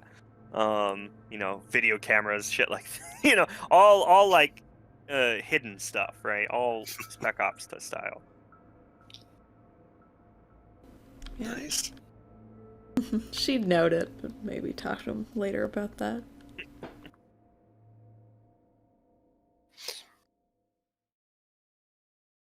So you guys all get up together in the cockpit area when Sergey puts in the coordinates, and he says, "All right." He waits for B to come sit in the driver's seat. Yeah, she comes over and she jacks in, looks over to Sergey. You got all of it ready. Good job. He says, "Thank you. I'm putting in the navigation codes now." And then he looks over towards the captain, waiting for the command. Engage. He leans back in the chair. And he starts to he does little communications quietly between the docking bay, and they let you guys go ahead and power out. Do you want to go ahead and make a spacecraft piloting check? Sure. Oh my god. Is there... I feel like I have a way to read Oh, no. I gotta... You do. I do? It's because we went and stopped and bought everything. And we went and got It's all the true. narcotics and shit. This is why you spend too much time doing other things instead of flying ship. You forgot how to do it.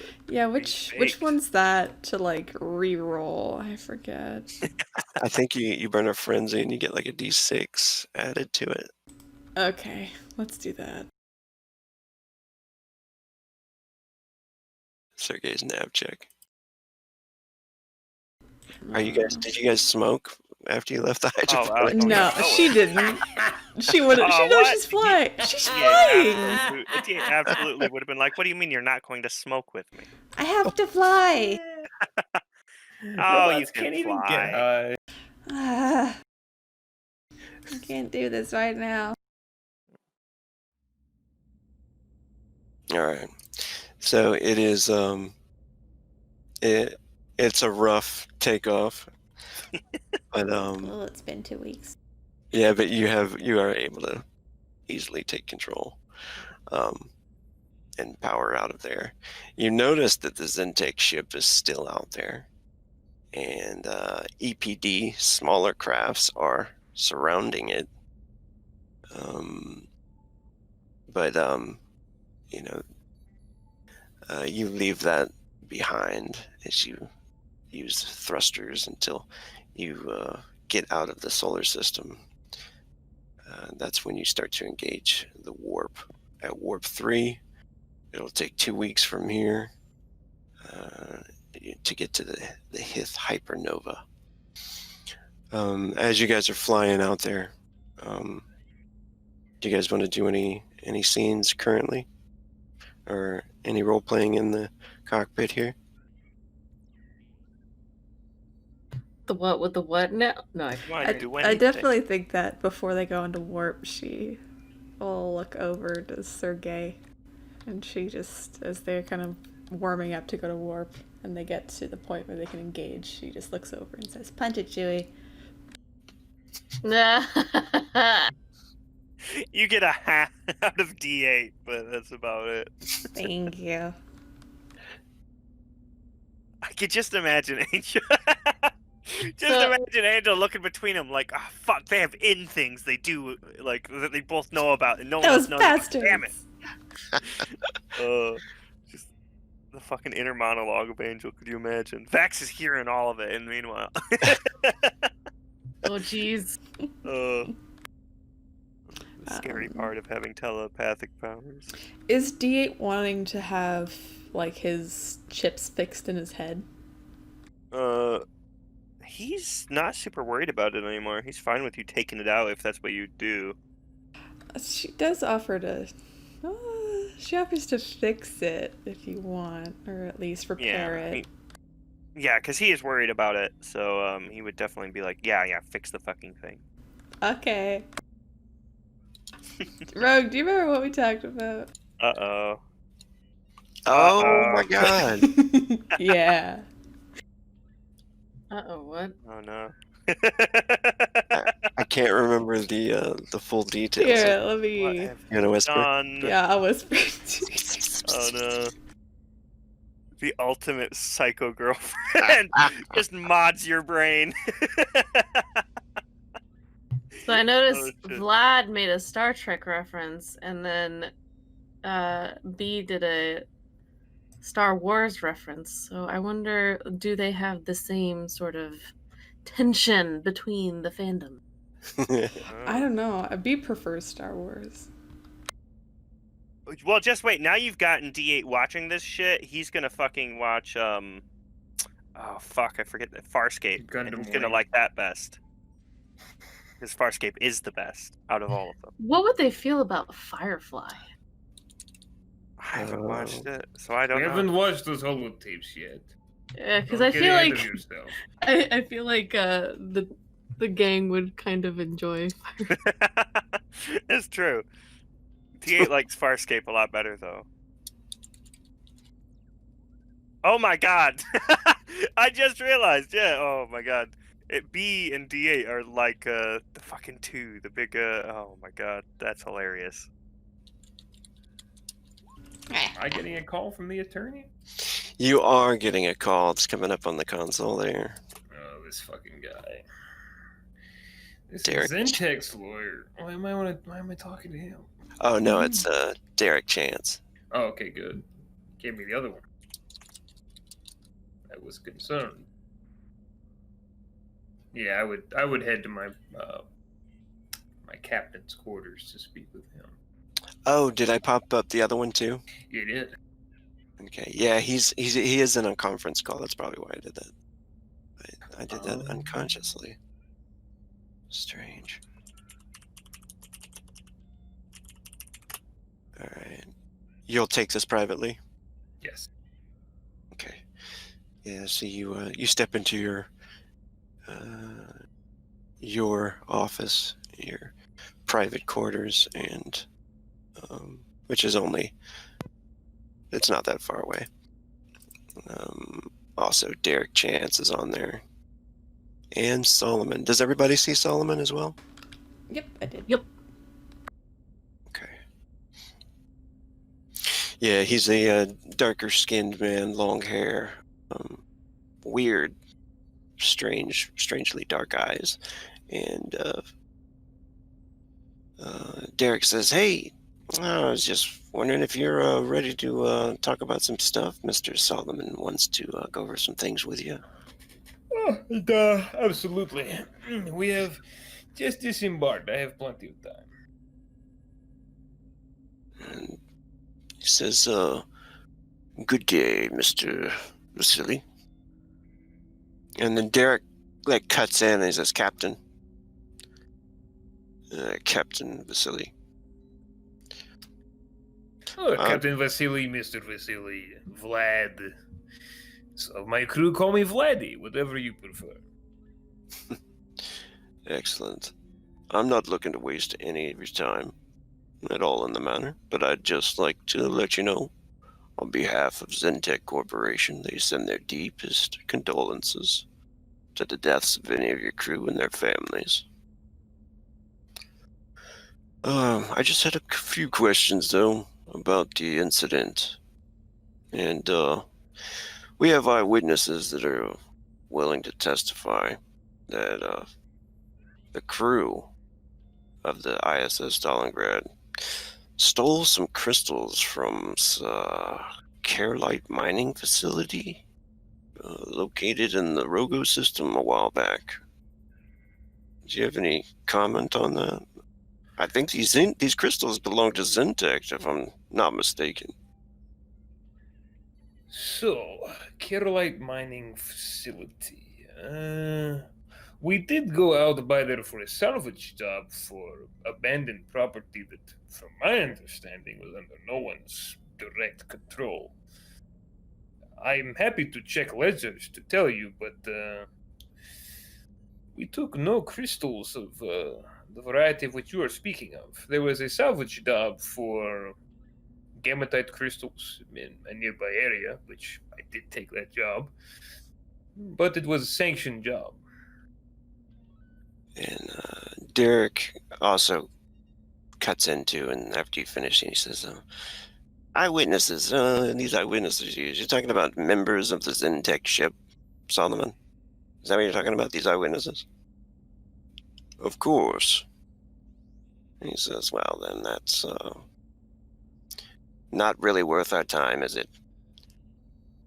And you see Solomon, kind of grimace at that, and he says, Mr. Vasily, we are aware of your reputation, your unsavory odd jobs, the local systems, Rogo system included. It would be unwise to try to battle us in court, I'll just tell you the truth.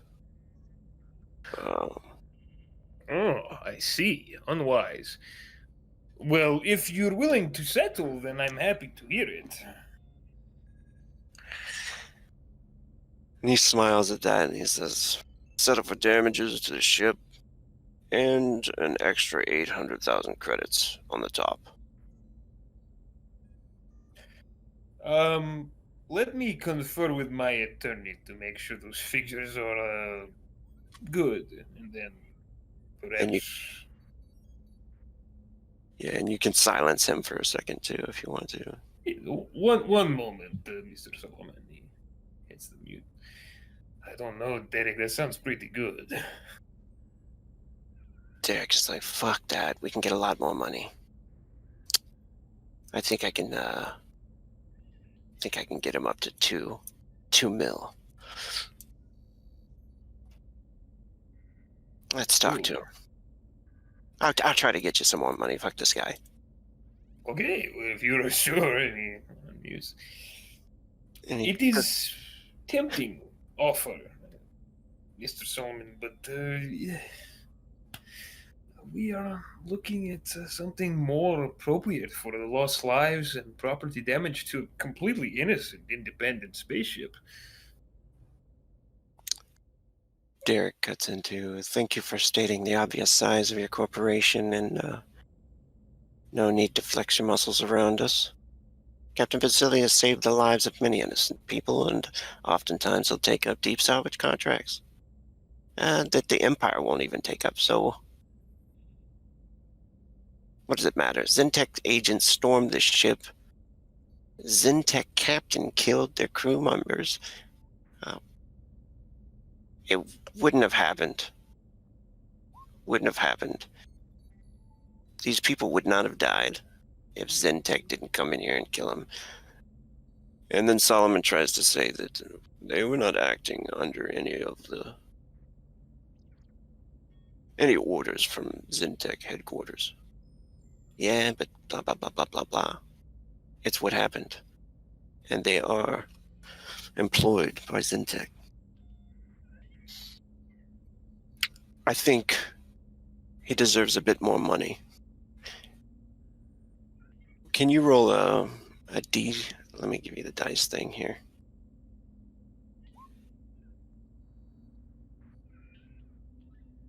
All right, Derek Chance has a D20 and 2 D10.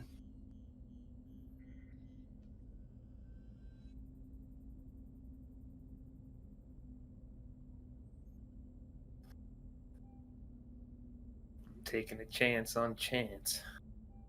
Holy shit! boy. Oh my god. Wow. Wow, indeed. So after it's all said and done, Chance is like, we want $2 million to settle out of court, and Solomon takes it. He's like, agreed, you know, and your money will be wired to you shortly. I'm glad we could come to an understanding. Me too. This has been very productive talk to handle things without violence. And he says, oh, and Captain, be sure if any more reporters come around not to shed any negative light on Zentec. Oh, yeah, no. I will say that they are very good to settle with. He says, thank you very much. And then he's just gone. Derek, like, looks at the camera. He's like, all right, how about that 25%, huh?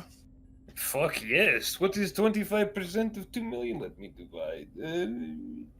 500,000, huh? Excellent. That sounds just right. I will wire it. It has been a pleasure working with you, Mr. Chance. It's been a pleasure working with you, Mr. Vasily. Thanks for taking a chance. And I hope I never have to again, though. Talk to you later. Good Goodbye. travels.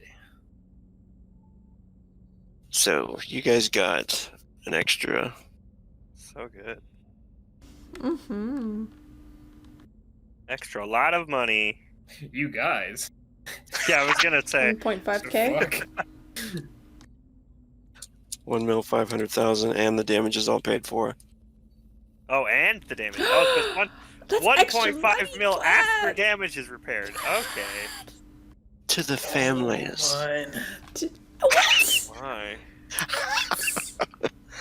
That's why he Well, took at it in least the private P8's room. loan is paid off. He took that in the private room. Bernie. Severance pays built in if for death or dismemberment. They've already been best insurance. No, nobody, nothing. All right, so do we even need this job?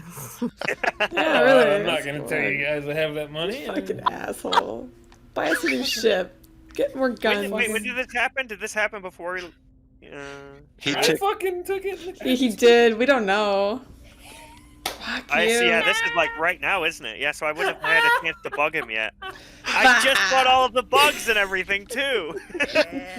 I got one for everybody. There's one for Angel, one for B, one for Vlad, one for Sergey, one for Vax, and one for Echo actually. So, but he has to go meet her again to do that.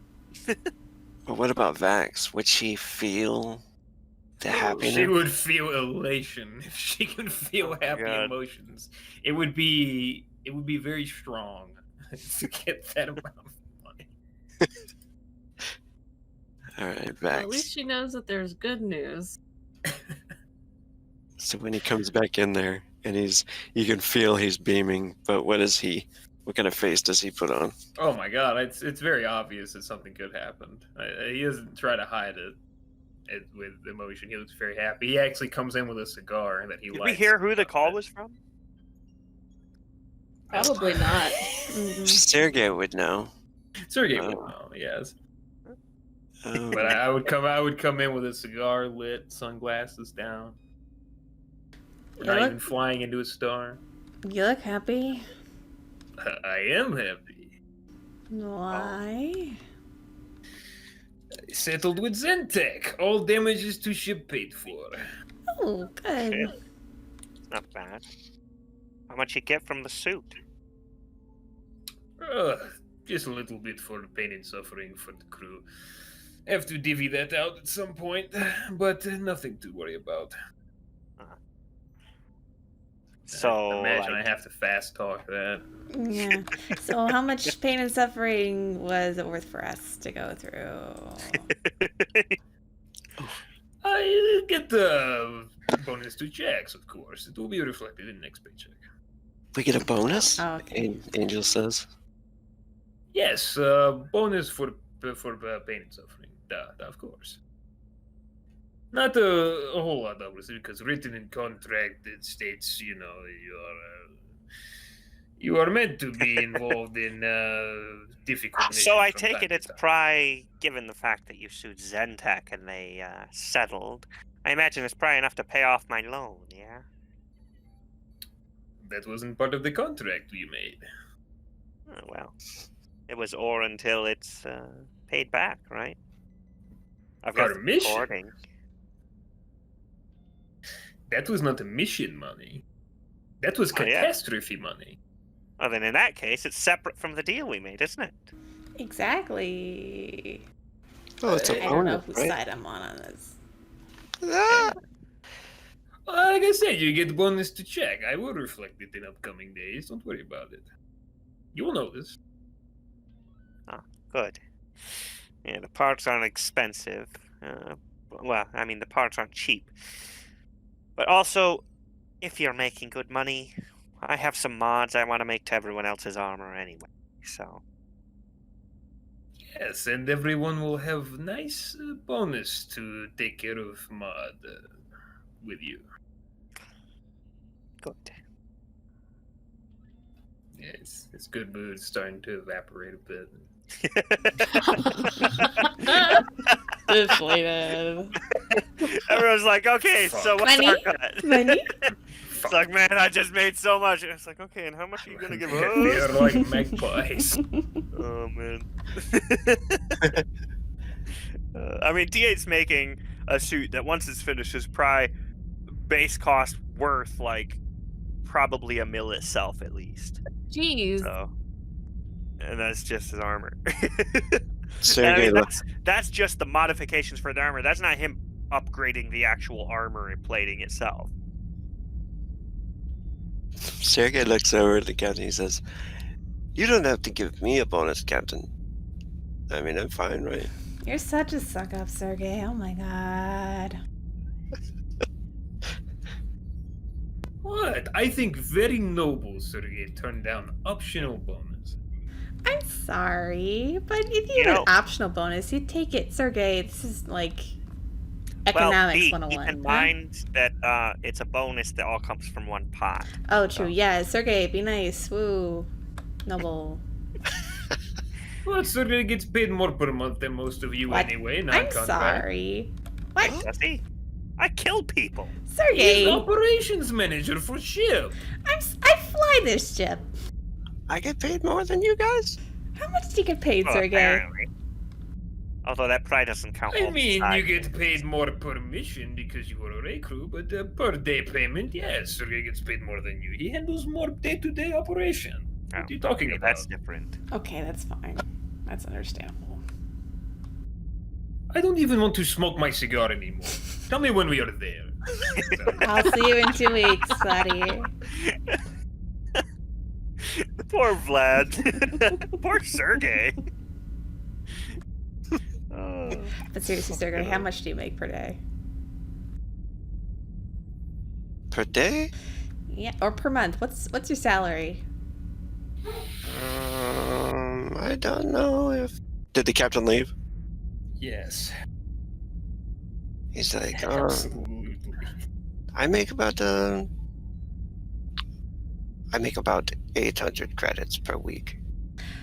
Oh, yeah, you're definitely getting You're paid. doing pretty good yeah, there. Yeah, so That's not good. bad. Angel's like, what? This is the bonus for us getting shot at. Sergey was up on the cockpit. Well, Sergey, yeah, exactly. Sergey's up on the cockpit. He wasn't in the heat of the storm. I fully agree, Angel. She looks over at you kind of sideways.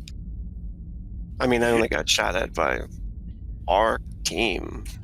DA But, snickers at that. There's no way he wouldn't. Oh, yeah, because, you're too scared to run into the actual fight that you just stood around like an idiot waiting. But, that's none of my business.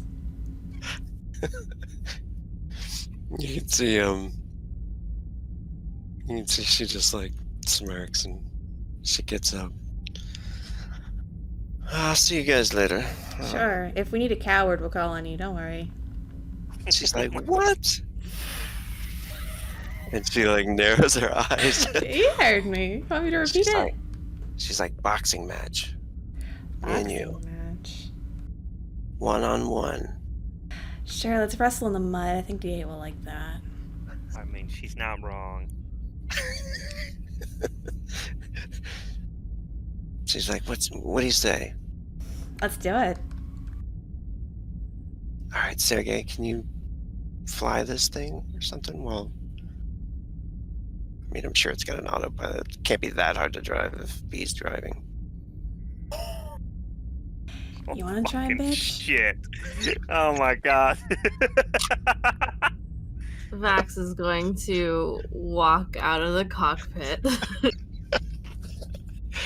Oh my god. Alright, let's go to the docking bay then. Alright. You guys gonna do it? Yeah! Of course. Fight this bitch!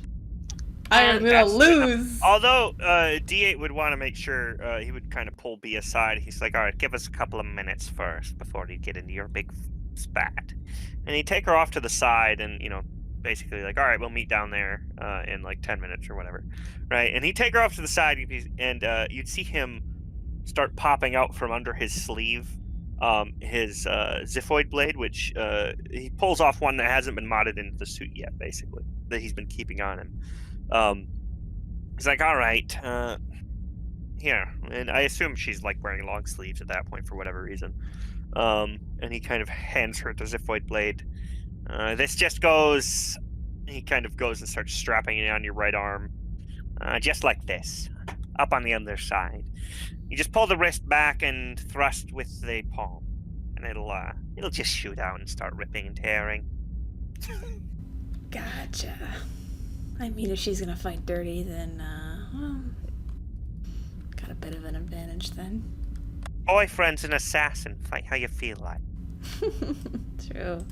I feel like Vlad would be really upset, though, so... Well, she's an assassin too, so we'll see. Yeah, we will. She nods and heads down to the docking bay. Alright, when you get down there, Sergey's not there. You get down there, there's some old, like, other crew members and stuff in there. There's just a few, and they're, doing stuff, working in the docks, and it's kind of like you're in front of your mech, in that same area where it all happened anyway. And does the captain is the captain notified of this? Vax would, Vax. as she passes by his quarters, she'll telepathically notify him. Yeah, and he realizes it's Vax and receives the message as he's getting ready to light his cigar again. What the fuck? And he gets up, starts heading down towards the bay where this is going to take place. Oh, please let's see this at least like get started before he gets there. Quickly Go, start go, hitting go. each other. Fight! And you notice she's taking like her stuff off. She doesn't have like any armor at all or anything. She's taking it all off, and she's got like a tank top on and stuff like that. She's like, all right. And she like turns around and looks at you. You got like the xiphoid blade on and stuff like that. Oh, Is she's that got it obvious? hidden. No, Okay. she's got it hidden. She'll leave on the long sleeves, but she'll take off everything else. Okay. And she's like, she like looks you over for a second. She's like, you gonna keep your jacket on? I'm a bit cold. She's like, all right. Jackets are good. It's something I can grab onto and slam you. All right. That's if he can catch me. She's like, all right, just so you know, I am not really going to kill you. Can I make some sort of perception on that? I don't believe this. Yeah, you can do that. You can see just the way she's talking about it. She like kind of just wants to like punch you in the face and get away with it, you know, more than anything. She's like, she doesn't seem like she wants to really end your life.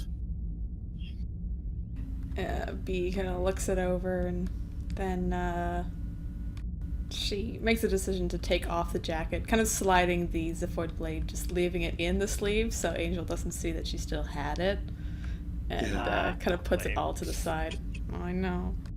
D8 looks a little bit disappointed almost as he looks at B as she takes the jacket off. And B kind of hovers in place there. Well, let's see him move faster then. All right. Let's do the initial. I'm gonna use 15 of my chi. I'm glad I didn't take drugs. So I have chi. You'd see D8 would click a thing on the his comm lab helmet part of his helmet, basically, so you know he's recording the whole thing. Wait, there it is. Something for the spank bank. Oh shit! Fucking hell. Here we go. Nice. Oh, All okay, right. weird. There we go. What do you want to do? You can do basically. I don't think either of you are like. Are you a martial artist? Oh God, no. Mm-mm. Yeah, I think she has a brawler. I think she's a merc. She's Yeah, not a I- martial artist, but she's. So there'll be no armor at all except for just toughness soakage, which she has none toughness. You have to have at least an 18 body. So it'll be like quick attacks or heavy attacks. Pretty Gotcha. much. Yeah, I don't have anything either for toughness. I'm just trying to see what I can do to this woman. I'm also gonna use another 15 to. So as kind of bee hovers there, you see those legs that she has kind of extend. And how tall is the docking bay? I forgot you can fucking fly. Oh, it's And I thought, oh man, this stabbing thing will give her an advantage. You can fucking fly. Yeah, dude. it's pretty high. It's a good maybe 25 feet. All right, the first thing we're gonna try is to grab her. Okay, that'd be a quick attack. Actually, I gotta figure out. Unarmed. If you click on attacks, it should be unarmed. I mean, if that's what you're looking Oh, at. I think I have a +1 to this because of. Yep. So. +1 to rolls when the legs need to catch, grab, or drop objects, and I can lift her because she's an object.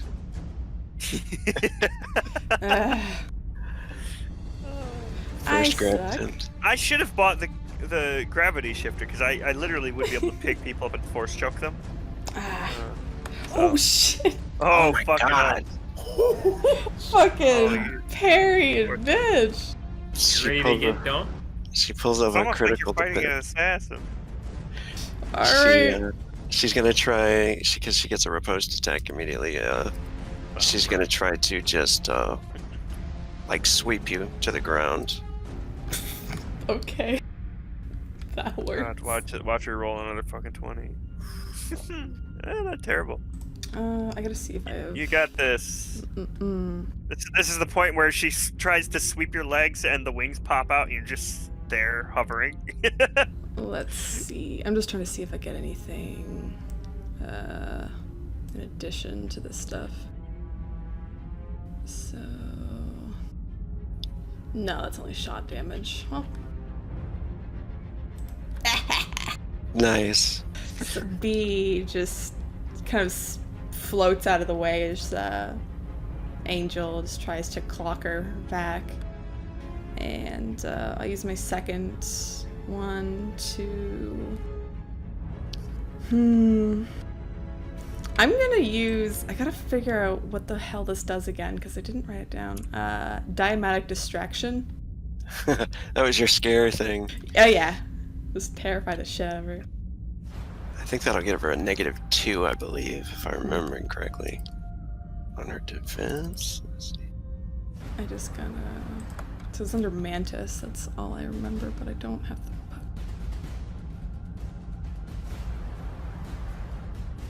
What's under life paths?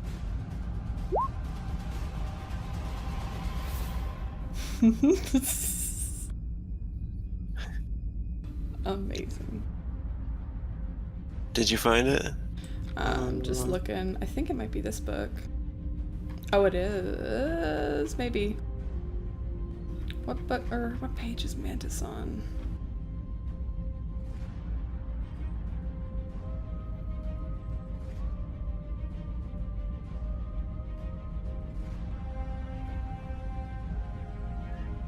Hey, one sec.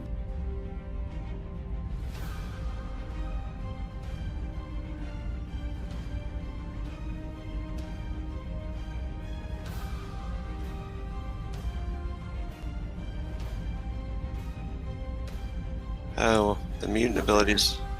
Did you find it? No. Oh, I did. Yeah. Okay. 2 holes. Yada. Burn 15 chi. Did that. I'm gonna have to use a. Probably have to use a frenzy. Okay. Yeah, I'm gonna have to. That's fine. Charisma check. Okay, so they have to roll willpower. And, let's see. I get a D10 bonus die. Oh. She rolled a 2 on willpower. I'm definitely at least gonna get a 2. Alright. Where is it? Alright. Oh fuck. See. Well, 7. And the 3, and that's for what? So, victim suffers a loss of 2 actions and -2 to attack and defend due to stun. So I'm gonna use a second frenzy to clock her. Actually, no, I'm gonna pick her up again. Okay. Because I want to drop this bitch.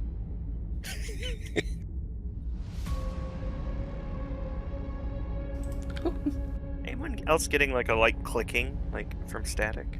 No, it's just you. Mm-hmm. Real Just fucking you, minus buckaroo. the fuck. Oh, even Fuck with the this -2. bitch. But she does lose 2 actions. She does. B kind of extends her wings, and just kind of the way that she chitters as she does so, it's very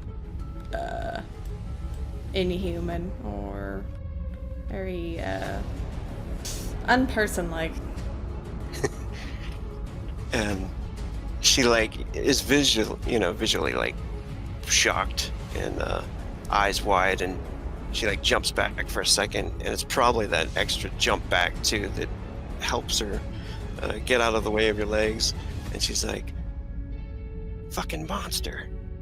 Meanwhile, she probably, as she's like, fucking monster, like mumbling that, DA's like, oh, fuck, get her! Like cheering beyond as he sees the wings pop out. She loses 2 actions, so all she has is her Frenzy. frenzy. So she's just gonna burn 2 frenzy and try to heavy attack you. Just do like a uppercut punch as you're floating there. And it sucks, but that was the only amount of frenzy she had.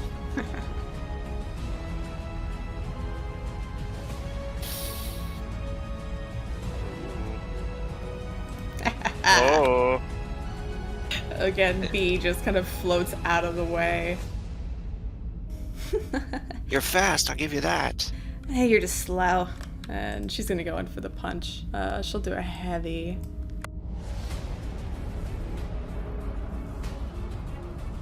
Oh my god, B can't punch. I am not good at this. She You're- punches you- like me. You use a meg. I mean, I know. I'm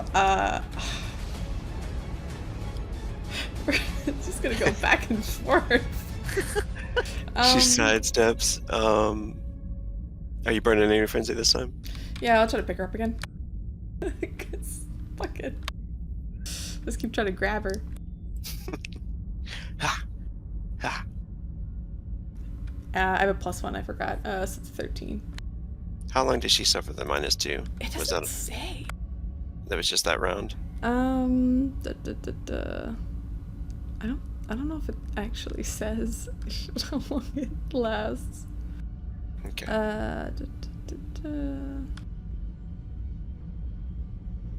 Yeah, it doesn't. I'm guessing it'd be like 1 round. Yeah, it was probably just that round. Yeah, which is fine.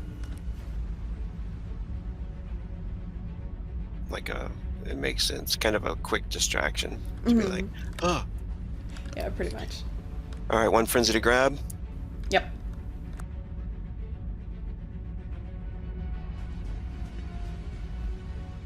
So I rolled a 13. So she needs to dodge that shit.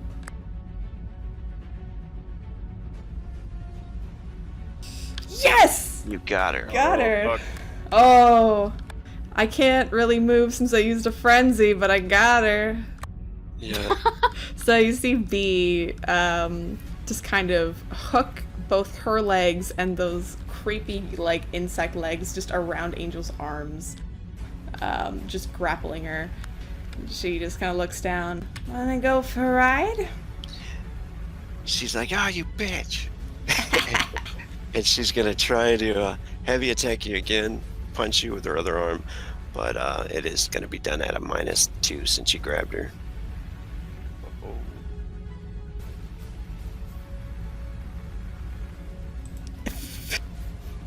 Ooh.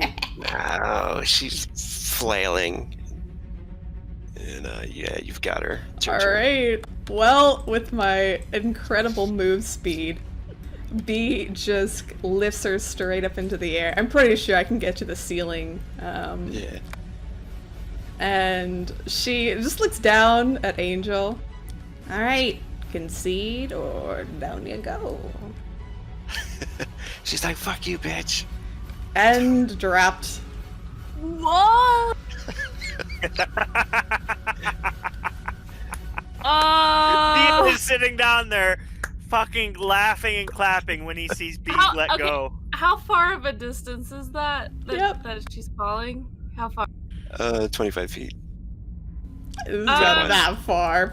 Pretty much 20 feet. 20 feet, I guess. It's a big cargo bay type place, yeah. Or could I just yeet her into the wall? I'm trying to I visualize mean, that's not that bad. That's a survivable fall. Yeah, that's not that bad. Can I- She is gonna try to make a dex check to soften the blow. Oh, well. It's all right. Vax actually might use her ability, the telepathy. I'm sorry, the telekinesis. Yeah. Okay, you gonna grab her? Yeah, but right before she hits the floor, that's where she would get her. Okay, go ahead and roll over. Roll a 6 or higher. What am I rolling?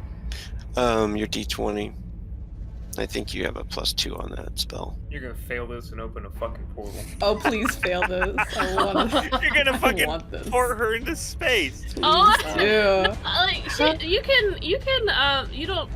If you specify that you're throwing them, then you throw them. But if you don't specify, you can just grab them. Okay. Yeah. Yeah, you can grab her. Oh, man.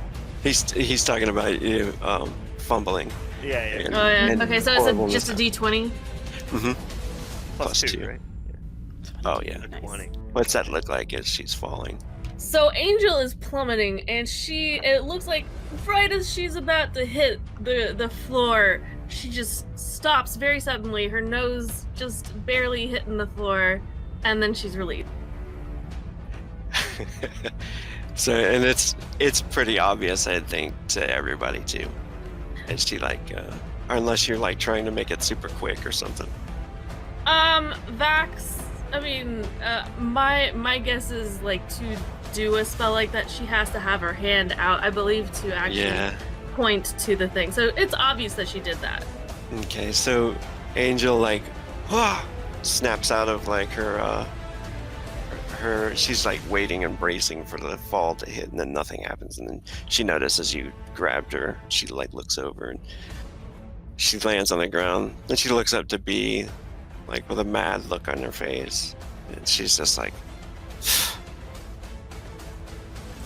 B looks over to Vax. What the hell? I didn't interfere. And D kind of looks over to Vax, quiet. Not saying anything. she looks over to Vax, and she like grabs her jacket, and then kind of storms out like, "You win." Well, you challenged me to this, so thank you very much for recognizing that. And, B floats down beside D8. Yeah, and he kind of pulls her to a kiss. My, you are really taking after me far too much. I love it. I learned from the best. Oh, I- Vax. B looks over a bit frustrated. I felt that it would be counterproductive to have a crew member completely injured, but I do believe that your point was made, regardless of critical injury. So, if she's attempting to punch me, right, would have stopped that? I don't know how hard she hits. I mean, she looks like a dump truck, so probably that hard. You handled yourself quite well. I did not see a reason to intervene for your life. She healed herself quite well until the end. Exactly, and that kind of a fall can be quite It's 20 Quite feet. serious. I do apologize for intervening, but congratulations on your success. Vax will take her leave. You kind of get from DA. There's not really much concern over it here.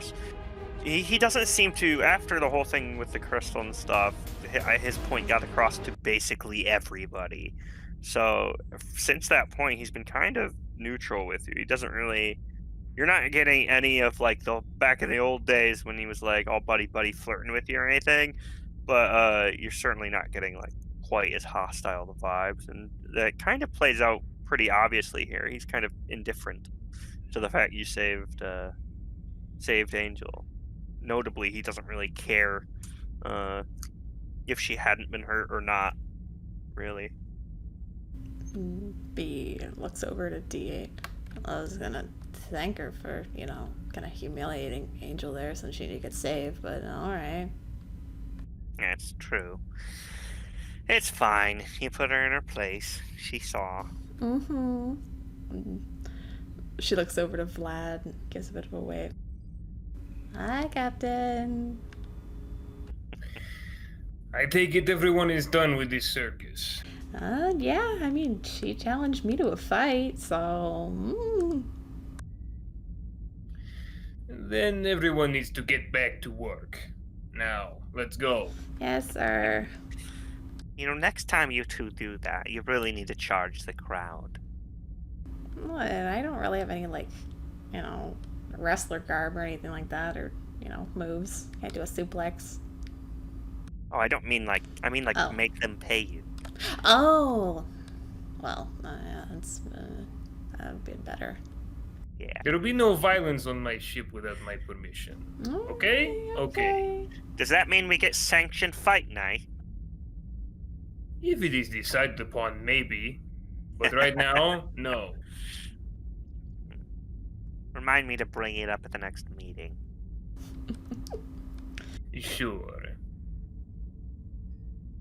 B kind of looks at D8 and gives him a wink before heading back to the cockpit. Gives her a nod and a smile, and he kind of sets off heading to start installing the last of his modifications for the Mark 1.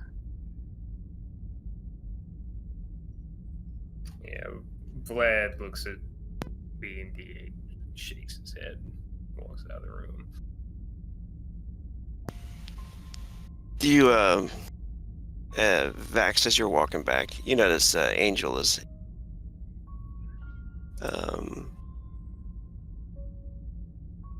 Bloop.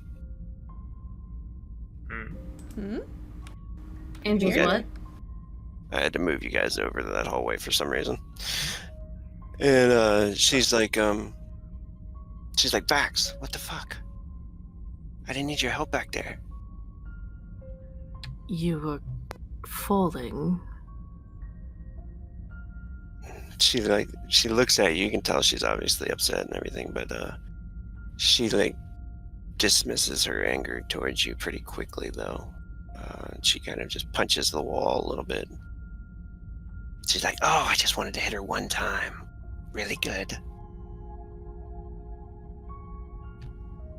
Have you released whatever you're holding in, or is this not resolved? She looks out the window and she's like, "Well, for now, I guess. No." And she's like, I know, I need to get my shit together, though, and stop fucking around. I'm new on this ship. And even setting aside your freshness to this crew, you do need to also let go of a few things so that you can personally become better. She was even trying to be nice to me, I think. Back in the cockpit, she said something kind of nice to me, and I didn't accept it. Because of this grudge that you're holding on to, that she is some sort of threat to you. And she notices the others walking out into the hallway, and she's like, "Yeah, I guess so. Anyway, I gotta go. I'll talk to you later." Very well. And with that, the camera pans back, and